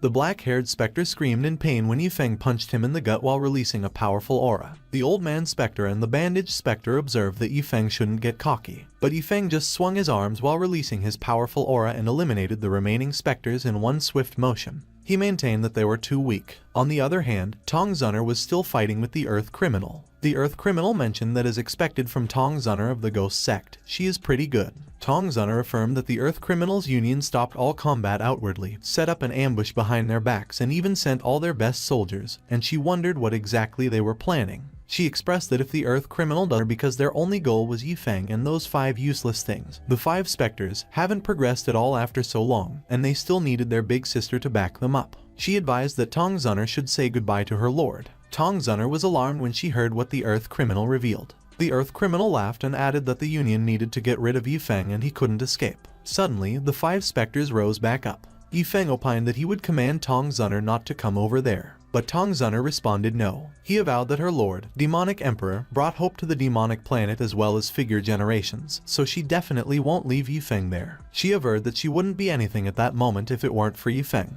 Tong Zunner quickly charged headfirst towards Ye Feng to help. She requested for Ye Feng to leave. Tong Zunner was caught off guard when the old man specter managed to intercept her. Ye Feng clicked his tongue and indicated that those pieces of garbage looked like they had already researched how to use the Asura mask. He swung his scythe at the specters charging at him. Ye Feng looked behind him and checked up on Tong Zunner. Tong Zunner managed to dodge the old man specter's attack. She counterattacked and conveyed that the old man specter should piss off. Suddenly, Ye Feng's scythe pierced through the old man specter. He intimated that Tong Zunner almost hit him. Tong Zunner probed if he was alright. Ye Feng contended that he obviously wasn't challenged if she didn't know how strong he was. But Tong Zunner suddenly warned Ye Feng and informed him that he should look behind him. The 2 remaining specters jumped at Ye Feng from behind. Tong Zunner pushed Ye Feng away and charged towards the 2 specters. The vessels of the 2 specters popped off their faces, and they looked rabid. Ye Feng called Tong Zunner with worry. A huge explosion occurred. Ye Feng used his arm to protect himself from the dust and debris of the explosion. Suddenly, he coughed up blood as a blade pierced his back and peeked out of his chest. The Earth Criminal cursed and uttered that the Lord Devil Emperor should go back to his hellhole. Ye Feng inquired if she was trying to die. He grabbed the blade in his chest. The Earth Criminal laughed as she queried if he was posing her that question, and she proclaimed that he would regret going against their clan in his next life. Blood continued to ooze out of Ye Feng's body. Ye Feng used his skill, demonic slaying technique, Blood Fury. His blood went and chased after the Earth Criminal. The Earth Criminal was agitated when she saw that she was being chased. She cursed and remarked that they should get away. The Earth Criminal stated that Ye Feng was playing tricks on her. She declared that he should go die. but to the Earth criminal's surprise, she couldn't move her body. The Earth criminal's entire body was restrained by Ye Feng's aura. Ye Feng asserted that the Earth criminal should go ahead and try. He glared at the Earth criminal as he pulled out the blade from his body. Ye Feng noted that the Earth criminal should get ready to regret being born. The Earth criminal was terrified when she saw that Ye Feng's dark aura started to surround her. She tried to request help, but it was too late. The Earth criminal was quickly enclosed in a huge orb of dark aura. Ye Feng went to check on Tong Zunner. He gently carried Tong Zunner off the road.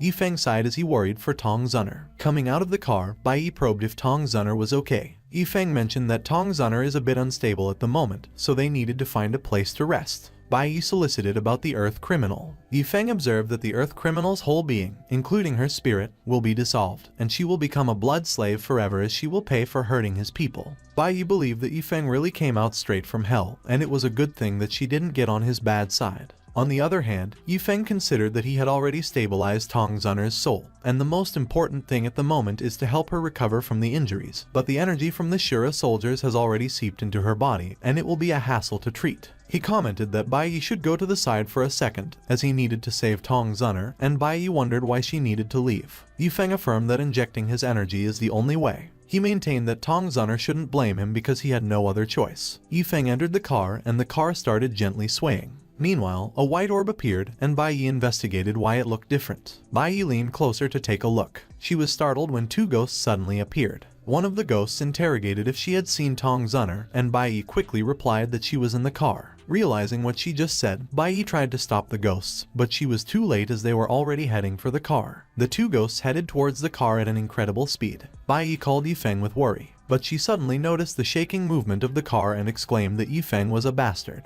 Bai Yi challenged what he was doing there. Suddenly, the Earth criminal showed up and blocked the two ghosts. The two ghosts were startled when the Earth criminal started releasing her powerful aura and attacked them. The black ghost quickly jumped in the air while the white ghost charged forward. The two of them attacked the Earth criminal simultaneously and cut her body to pieces. But the Earth criminal's body just connected back together, and she smiled sinisterly at the ghosts. The two ghosts were taken aback when they saw what just happened. They were puzzled when the Earth criminal retreated. Ye Feng expressed that the ghosts shouldn't be rude. The two ghosts stood there and faced Ye Feng. Ye Feng demanded to know if they were the two Heaven and Earth twin ghosts. Bai Yi recognized them as the two most powerful people from the Ghost clan, and she wondered how the blood slave was able to block both of them. Ye Feng pressed if they were puppets and how they looked so much like real people. Tong Zunner replied that if Ye Feng doesn't mind, she could teach him. But Ye Feng indicated that there was no need as he intended to give Tong Zunner the blood slave anyways. Bai Yi quizzed why he was giving the blood slave out and answered that she is so strong. Ye Feng conveyed that Bai Yi shouldn't worry as he will create more of them very soon.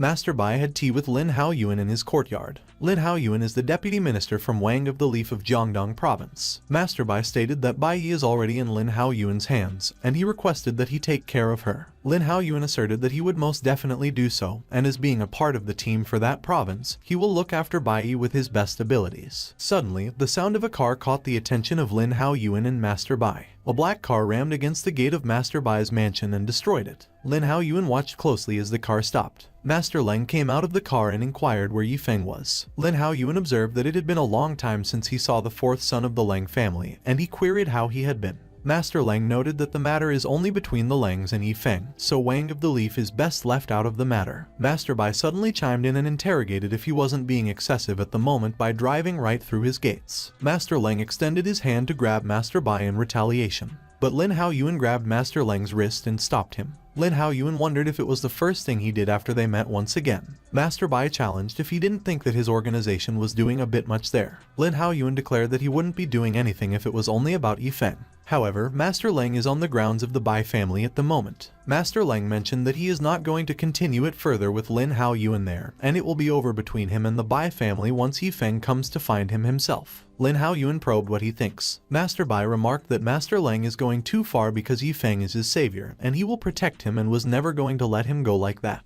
Master Leng expressed that it was great, and as he pressed if it was how he wanted things to be, he conveyed that he would give him 3 days. He maintained that if Ye Feng does not come to find him within that time, Master Bai's family will disappear. Meanwhile, Ye Feng's car parked in front of a quiet building. Tong Zunner silently sat on a table, reflected deeply about something. On the other hand, Ye Feng leaned against the wall and remained deep in his reflections. Bai Yi quizzed and Ye Feng what the two of them were doing and why they weren't talking. Ye Feng commented that if he is not mistaken, Bai Yi's family has already been targeted by the Lengs, so he is trying to think of ways to clear his name from her family. Bai Yi was surprised when she heard that the Leng family was targeting them. Ye Feng indicated that he is pretty sure that at that point, the Leng family has figured out every single connection he has in Jiang City, and the Yi family hasn't noticed him at all, so the Lengs wouldn't care about their opinions, and the only ones left are the Bais. Bai Yi affirmed that it was really bad, and she needed to inform her grandfather immediately because with the power they have at the moment, there is no way they could fight the Leng family. Suddenly, Tong Zunner called Bai Yi and informed that her gates had already been destroyed by the fourth son of Leng, and her grandfather avowed that he wouldn't be abandoning Ye Feng.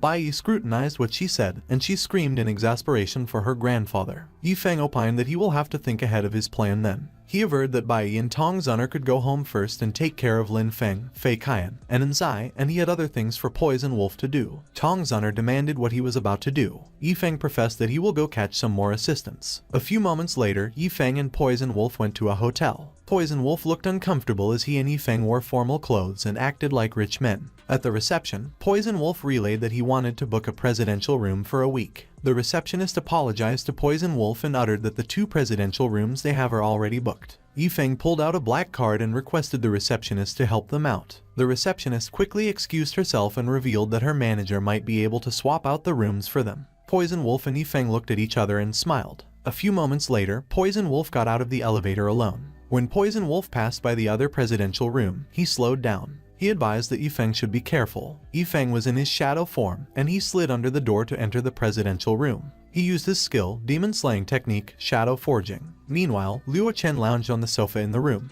He was startled when he suddenly felt Ye Feng's presence behind him. Luo Chen quickly looked behind him. He inquired how he got in. Ye Feng proclaimed that it was not important anymore because from that point onward, Luo Chen was his blood slave. He used his skill, demonic slaying technique, Blood Fury. Luo Chen was in so much pain as Ye Feng's aura pierced him around his neck like a collar. He screamed, and his eyes were bloodshot due to pain. While Luo Chen suffered, Ye Feng just had his back turned to him. Ye Feng glanced at Luo Chen and concluded that Luo Chen was his. Hua King was also in the hotel. The door to his room was ajar. He was out of breath as the enslaved Luo Chen loomed over him. He demanded what he wanted. There was no response from Luo Chen. Ye Feng chimed in and remarked that Luo Chen was just there to help him out. He adjusted his glasses. He mentioned that it was nice to meet Hua King, and his name is Ye Feng. He realized the timing was not that great at the moment, but he still wanted him to finish listening to what he wished to express. He had 2 options. One was to swear with his blood to become his servant. The other was to become a blood slave puppet like Luo Chen. Hua King replied that it was interesting.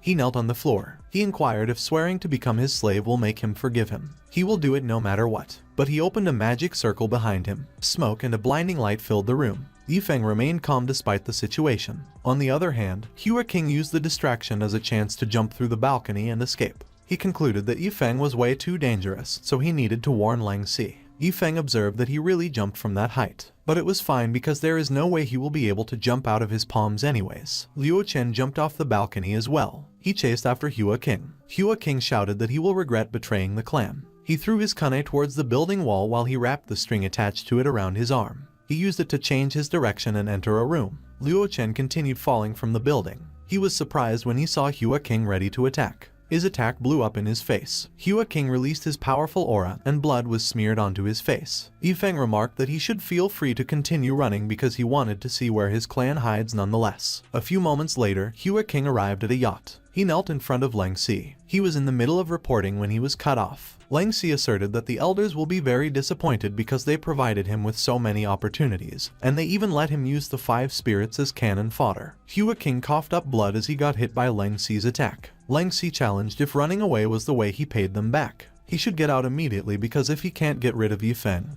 he doesn't need to come back anymore. Suddenly, Hua King's eyes turned red. An ominous red aura swirled around him as he stood up. Lang Si recognized that he knew it was Ye Feng. He fired his attack. His attack was so powerful that it damaged the yacht and expelled Hua King's body. But his body got pieced back together. It started to take form as a shadowy, static figure. Lang Si confessed that he was surprised that he was still able to revive himself after that. Ye Feng confirmed that obviously he was Ye Feng, and he didn't imagine he would be so ruthless with his own subordinates, but he liked that. Lang Si fired another attack at him. He declared that he doesn't have time to chat with him as he will be a corpse in no time. Ye Feng's teleportation skills are different from the rest, and he needed to warn the headquarters. Meanwhile, Ye Feng was still at the hotel. He was looking over the bright city from the window. He reflected that he feels like Lang Si will not be an easy enemy as he has interesting ideas. Poison Wolf called him and informed that the people he told them to take care of were already all protected, and he queried if they should leave. Ye Feng insisted that since they were already there, they should not waste the good wine the clan had provided them. Poison Wolf wondered how he was drinking wine at that moment. Ye Feng responded that it was just right because there will be many events coming up that night that go great with some wine. Fei Qian was at the Red Diamond nightclub.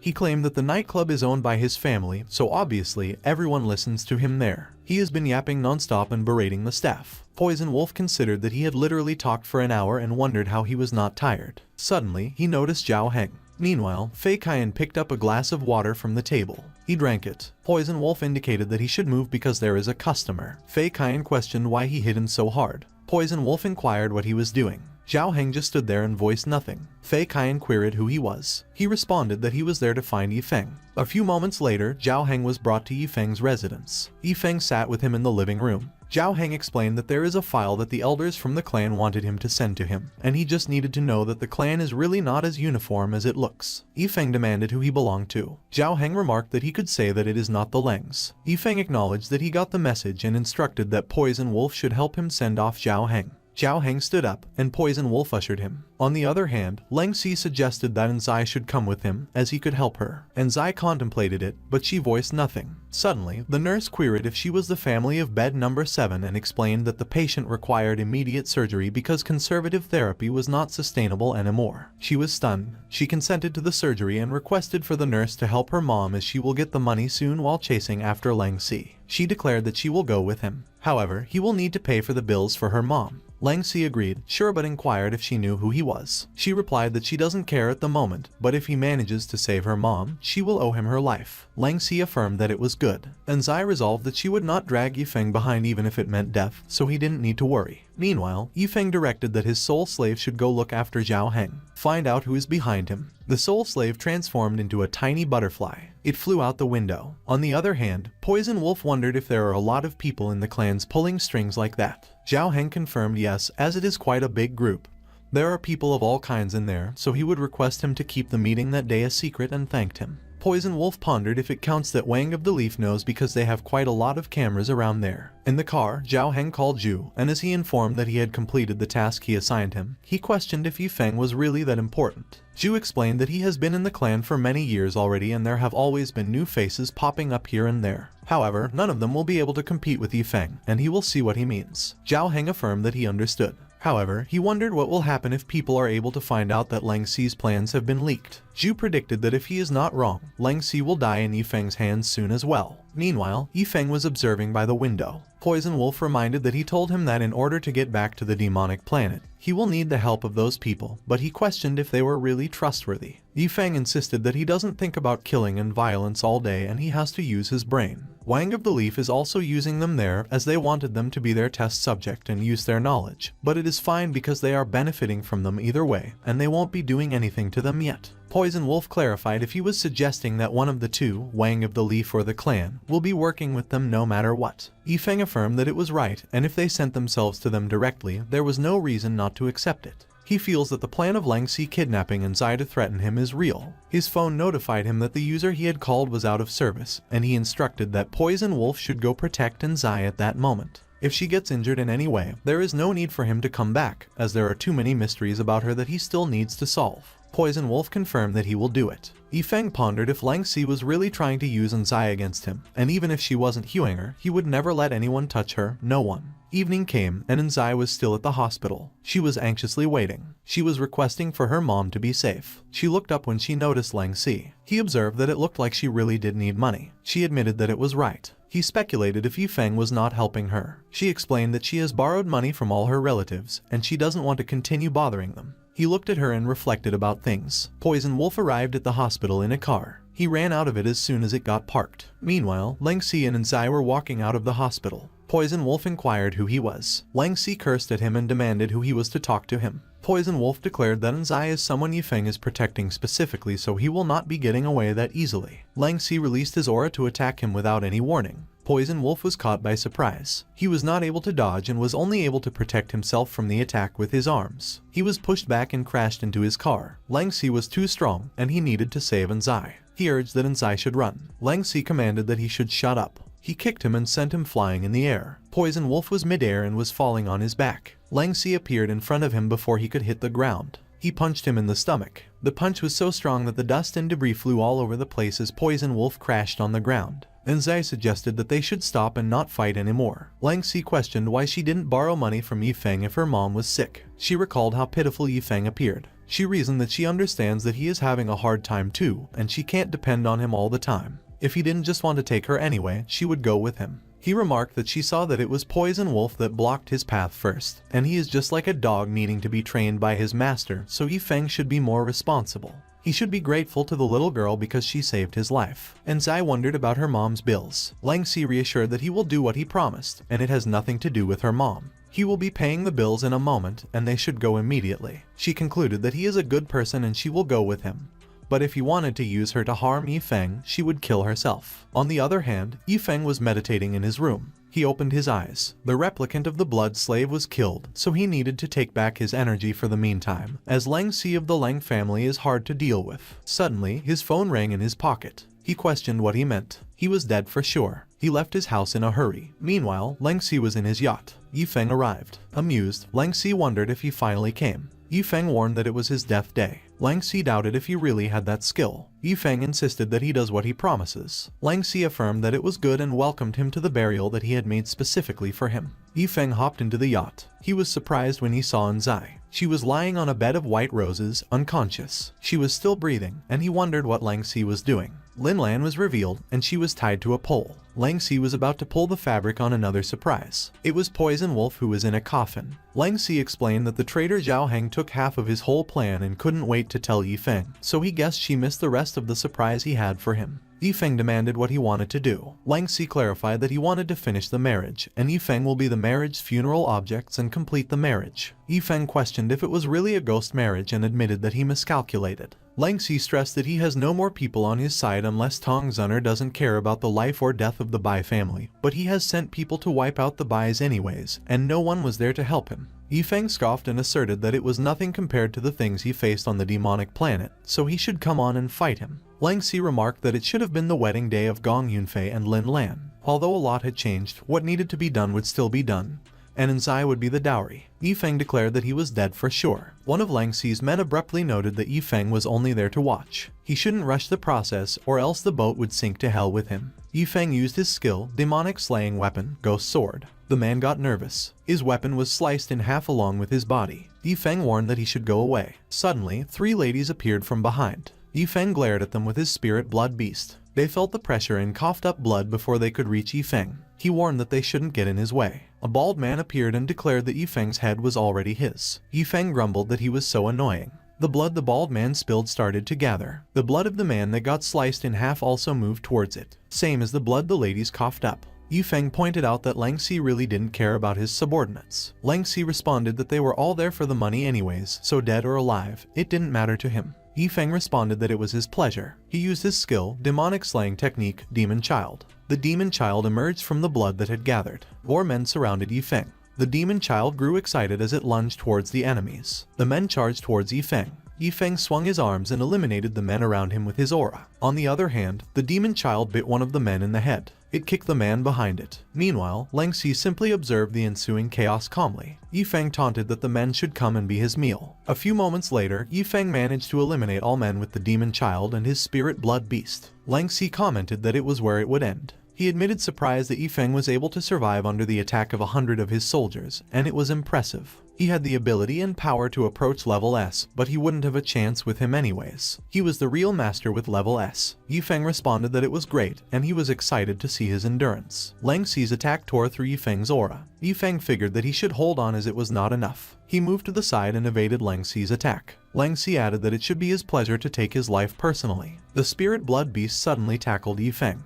It protected Ye Feng and got hit by Lang Si's attack in his place. The Demon Child turned its attention towards the spirit blood beast. Ye Feng muttered that it was whatever and it could eat it then. The Demon Child started chomping on the spirit blood beast. Ye Feng demanded if he was ready to die. Lang Si retorted that he was just a mere ant and that they should see if he survived first. The demon child suddenly turned its attention to Lang Si. Lang Si insisted that Ye Feng should stop torturing other people. Ye Feng threw a slashing attack at Lang Si as a response. It was the real deal. He ordered that the demon child should go. The demon child summoned a scythe and charged forward. It waved the scythe in the air to block Lang Si's remaining attack. Ye Feng declared that he would kill. Ye Feng swung his sword at Lang Si. Lang Si fired his aura beam at him, but Ye Feng landed his attack before he could release it. Lang Si grew enraged. Ye Feng cursed and declared that he was strong, but he was still going to die that day. Lang Si remarked that it had been a long time since he had met a transmigrator as strong as him, and it was making him excited. No one ever felt worthy enough for him to ever get serious, and he was the first one. The aura he released from his body intensified.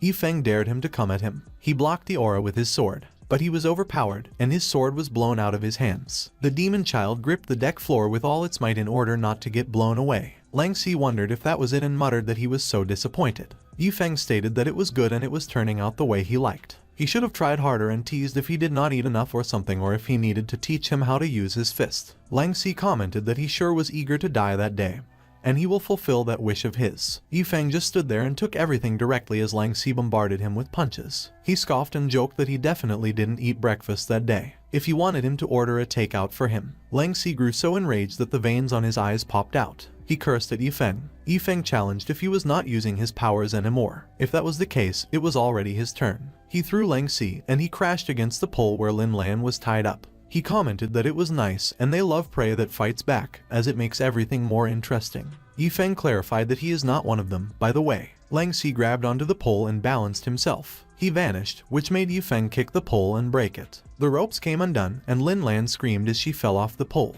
Ye Feng assured her that she shouldn't be scared. He screamed in pain. He got hit by Lang Si's attack. Lin Lan apologized to Ye Feng. He replied that it was not her fault, so she shouldn't worry and she should help him take Zai away. She affirmed that she got it and he should leave it to her. She quickly ran to get Zai. Lang Si wondered if that was her plan and sneered that they could die together. Ye Feng urged that Lin Lan should be quick and take Zai away. Lang Si declared that they were not allowed to leave until the marriage was completed. Ye Feng exclaimed that, like hell, he will let that happen. Lang Si threatened that he will get rid of him first. Blood oozed out of Ye Feng's eyes and mouth. Lang Si challenged if he was still trying to run and insisted that he should finish what he started because that woman in there is the cause of all problems. Ye Feng gave no response and began falling to the floor. But suddenly, he noted that Lang Si was using such violent life force, and it was a good thing that his demonic slaying technique was able to absorb it. Lang Si widened his eyes in surprise when he saw a punch coming at him. Ye Feng demanded how he dared to hurt his people and swore that he will regret being born. Lang Si was pushed back and skidded on the floor. He grabbed the bent pipe beside him. He plunged it at Ye Feng, but Ye Feng just caught it with his bare hands. Lang Si wondered how he suddenly became so strong.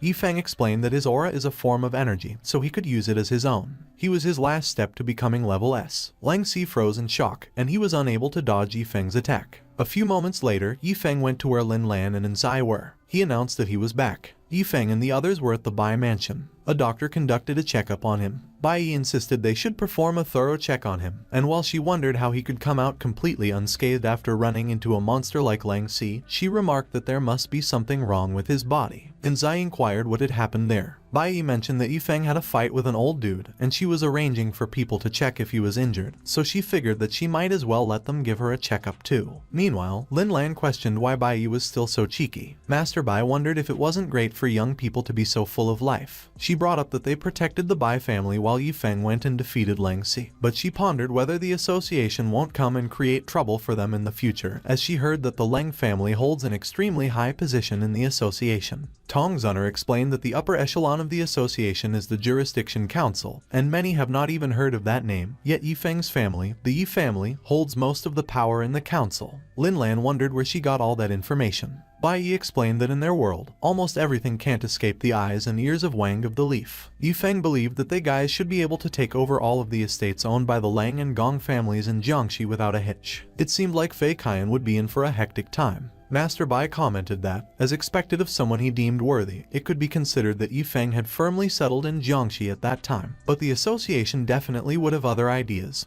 so it depended on whether he and his family wanted to bring it up. Ye Feng stated there was no need as he had his own plans. Evening came and Lan Han Xuan was at her mansion. Lin Haoyuan wondered if she had come to a decision. She questioned if her brother was really dead. He countered by asking if she believed something recognized by the elders of the association could be fake. She raised the concern whether the Wang of the Leaf could really ensure her safety. He reminded her that she should know many people weren't happy with how the situation at that time was blown to such a huge scale, and her family originally had Lang Si, who was a peak fighting prowess, but since he wasn't around, many were eyeing her family's fortunes. She agreed to give him 90% of the Lang family's assets and requested that he protect her. He reassured her that she shouldn't worry because the Wang of the Leaf would definitely ensure her safety, and confirmed it was a deal. She proposed whether he could help her get rid of Ye Feng and offered the remaining 10% as well. He criticized her for not knowing what was good for her because there was a big shot in the Wang of the Leaf who wanted Ye Feng to stay alive, yet she dared to make such a request. She questioned how it could be the Wang of the Leaf. He revealed that Ye Feng is a test subject who is doomed to die sooner or later, so she shouldn't be concerned. The next morning, Bai Yi went to the Lingyu group building. She reflected just how much influence the Wang of the Leaf even possessed that even the Lingyu group belonged to them. She gazed at the stunning view of the city in front of her. Suddenly, Lin Haoyuan arrived. He inquired if she was there to give a progress report and how it was going with Ye Feng. She explained that Ye Feng recently handled some of the assets they just took over from the Gong and Leng family, so nothing much had happened. But she reconsidered and believed that Ye Feng was investigating things related to Enzai, and she questioned just what secrets she holds. Lin Haoyuan cautioned that it wasn't a good place to talk, so they should go to his office. A few moments later, she checked if that place was okay. He warned that the things he would be telling her next might undermine all that she currently knew, and he tested whether she was mentally prepared for it. A few moments later, Bai Yi stood stunned by what she came to know about their world. Lin Haoyuan noted that there were some things she could let Ye Feng know about if it was appropriate. After all, there were big shots who still had high expectations for him. She felt puzzled. On the other hand, Ye Feng was at his residence. Tong Zunner called him and intended to share something about Enzai. He checked if she found something. She confirmed that indeed there was absolutely nothing suspicious about Enzai, but she bore too much resemblance to Huang'er. He remarked that Bai Yi had just sent him a text stating that the Wang of the Leaf had some information that he wanted, but there was a catch, and Tong Zunner wondered what it was. They demanded the secrets of their mystical star Gongfa. She warned that he must not give it to them. He challenged whether not just anyone could learn his Gongfa. On the other hand, Lin Haoyuan instructed Bai Yi to look for a place to meet at 3 o'clock the next day. Ye Feng lounged in the car with Anshi, the ride humming softly under them. He stepped out a moment later, his movements casual. She reminded him that someone tried to ambush him just yesterday, pressing if it wasn't reckless for him to show up at the park, and he brushed it off by saying it was fine since he was meeting a friend. She pressed again, doubting if it was true. Tong Shuner suddenly cut in with a bold edge, declaring that she wished to stick by him forever to shield him. Meanwhile, Bai Yi stayed with Master Bai. She wondered aloud why Ye Feng hadn't arrived yet. Out of nowhere, he teased if she missed him that much, tossing in that she'd have to cough up an appointment fee to meet him now. She countered that they were already close enough and nudged him to at least give her a discount. She then suggested they head inside to talk properly. The three of them stepped in, where Lin Haoyuan waited with practiced composure. He greeted them smoothly. Ye Feng shot Bai Yi a glance, pointing out that she promised they would be alone. She sidestepped and introduced Lin Haoyuan as the deputy head of the Assembly of Wanhe's Jiangdong branch. Lin Haoyuan gestured that standing around was pointless and invited them to sit.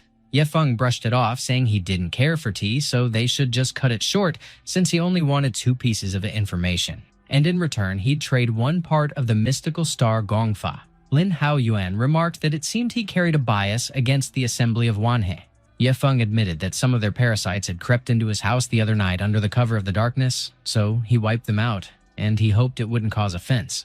Lin Haoyuan demanded clarity. Bai Yi quickly explained that it was likely Shuoxing's factor. Ye Feng told them they could treat last night's mess as already handled, but Lin Haoyuan would still need to answer his 2 questions. Lin Haoyuan assured him that as long as it was within his reach and knowledge, he could go ahead. Ye Feng cut to the first question, pressing if Anshi was truly a transmigrator. Lin Haoyuan replied that since he already knew the origins of that world, he would answer straight. She was. But her case was unusual, and he couldn't reveal more. Ye Feng's gaze burned into him. He then shifted to the next point, bluntly asking if they would interfere if he disposed of his own family. Bai Yi froze in shock, while Lin Haoyuan fell mute. Moments later, Master Bai nudged him, asking if Ye Feng really aimed to seize the Ye family head's position. Lin Haoyuan answered that since the Ye family shared close ties with the Assembly of Wanhe, That was likely his motive. Bai Yi pressed if the Yi family wielded that much sway. Lin Haoyuan confirmed with weight that the Ye family ranked among the top families in the country. Their influence stretched across every business and industry, and their power was staggering. She considered Ye Feng strangely captivating, realizing that before even clashing with the Deviant Association, he was already gearing up against his own bloodline. Somewhere else, Ye Feng sneezed abruptly. Shi asked if he was alright, and he brushed it off, saying he was fine and just lost in some thoughts. His mind churned, realizing Shi wasn't Huang'er, but rather just a fragment of her. He remembered the fate that befell Huang'er. He figured her soul had already shattered, and Shi only carried a piece of it, leaving their connection blurred and uncertain. Suddenly, Poison Wolf called out to him, reporting that he had tracked down what he was told to find. Ye Feng pressed him if he uncovered a clue and demanded its location. Poison Wolf revealed that it lay within the Deviant Association's headquarters. Ye Feng told him not to waste time and to retrieve it straight away.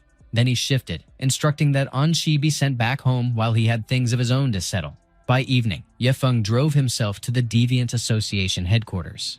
The guard at the gate asked to see his banquet invitation. Ye Feng handed over his card without hesitation. The guard greeted him politely and waved him through. Inside the car, Tong Shuner turned to him, pressing what he actually planned to do. He laid it out that the association's treasure vault hid the item they were after. She remarked that she and the ghosts had battled the association for ages and never uncovered such secrets, demanding how he managed it. He brushed it off with a sly remark that it was a secret. She frowned, baffled. She then admitted to herself that he really was something else. Tong Shuner stepped into the banquet, her movements carrying a casual grace that drew attention whether she wanted it or not. She kept mulling over what exactly Ye Feng's scheme might be, figuring that the assembly of Wanhei had only stepped in to clean up the Lung family mess but would never lift a finger when it came to the association. She reached out without a second thought and grabbed a glass of wine, her fingers closing neatly around the stem. But Bai Yi moved fast and snatched it right out of her hand, a sharp little act that carried its own kind of bite. She remarked that she hadn't expected to bump into her in such a place, almost as if fate had twisted the threads tighter than intended. Tong Shuner pressed her bluntly on what exactly she wanted from her. Bai Yi muttered that they should leave this noisy spot since another place would be quieter, and there they could get to the point. Meanwhile, Ye Feng crouched on the roof above, watching with a predator's patience. He muttered that this spot should do the trick. He urged them to move quickly and sweep the place for clues. The swarm of fireflies darted in a shimmering flow straight in down the chimney. One slipped through the crowd and streaked toward Bai Yi like it had been drawn to her. He clicked his tongue in annoyance, muttering that the Bai family's girl had shown up too, which meant the assembly of Wanhei had sharper insight than expected. Back at the banquet, Bai Yi remarked in a low, grim tone that Shi's soul was bleeding away bit by bit, and if the missing fragments weren't found soon, she would scatter completely and vanish forever. Tong Shuner reminded her that Ye Feng surely knew this as well and pressed her if that was his true reason for being there that day. Bai Yi admitted that she had soul condensing incense on hand and hinted that it would be useful for the crisis. Tong Shuner demanded to know why she hadn't simply handed it over directly to Ye Feng. Bai Yi confessed that whenever she crossed paths with him, the urge to hurl curses at him was too strong to ignore. Ye Feng muttered, with an edge that the girl clearly hadn't let go of her grudge against him. Then, out of the blue, he caught sight of his fireflies clustering together tightly. They had discovered the vault, and now they danced freely before it, like sparks waiting to ignite. He muttered that something felt off, wondering aloud why there wasn't a single camera watching this area. But he brushed it aside, dismissing it as irrelevant. The fireflies suddenly surged together and morphed into Zhao Heng's figure. He stood tall before the vault, his stance radiating sharp intent. He swung his fist forward and raw power coiled around it as he smashed it against the vault's surface. Ye Feng observed with a sharp glint that it was interesting. Hyoshian sex territory, yet the strength of their defenses didn't impress him. He invoked his break technique, the force tearing into the vault door until a gaping hole cracked open.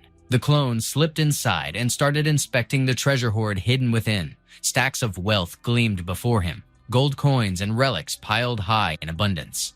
Ye Feng reflected grimly that at least half of that fortune came from the plunder when he raised the exoplanet sex during his time on the mystical star. That world still buried far too many secrets, and he had to dig them up carefully, though Huang'er's soul remained his true priority above all. Then, the clone stiffened, sensing a presence lurking right behind him. It didn't get the chance to move because a strike tore through its defenses before it could dodge. Ye Feng muttered under his breath if this was an ambush. The man sneered that breaking into the association's vault was never going to be simple. He pressed if it was a blood clone carrying mystical cultivation. He dismissed it as meaningless, griping that he was exhausted and the intruder should just screw off. The clone bristled, on edge and tense. It erupted in an instant, collapsing into dust and vanishing. Ye Feng demanded why Hyoshan Sect's ancient monster had appeared here and how his cultivation had recovered to that extent, muttering that he was only S rank, while his foe had already stepped far beyond what he could measure. But he hardened his resolve, swearing he wouldn't quit, and that he would rescue Huang'er no matter what stood in the way. He dropped down decisively to confront the figure face to face. The man mocked that he had told him to get lost, yet he still came down, calling him gutsy and demanding to know his name, since he didn't bother wasting effort on nobodies.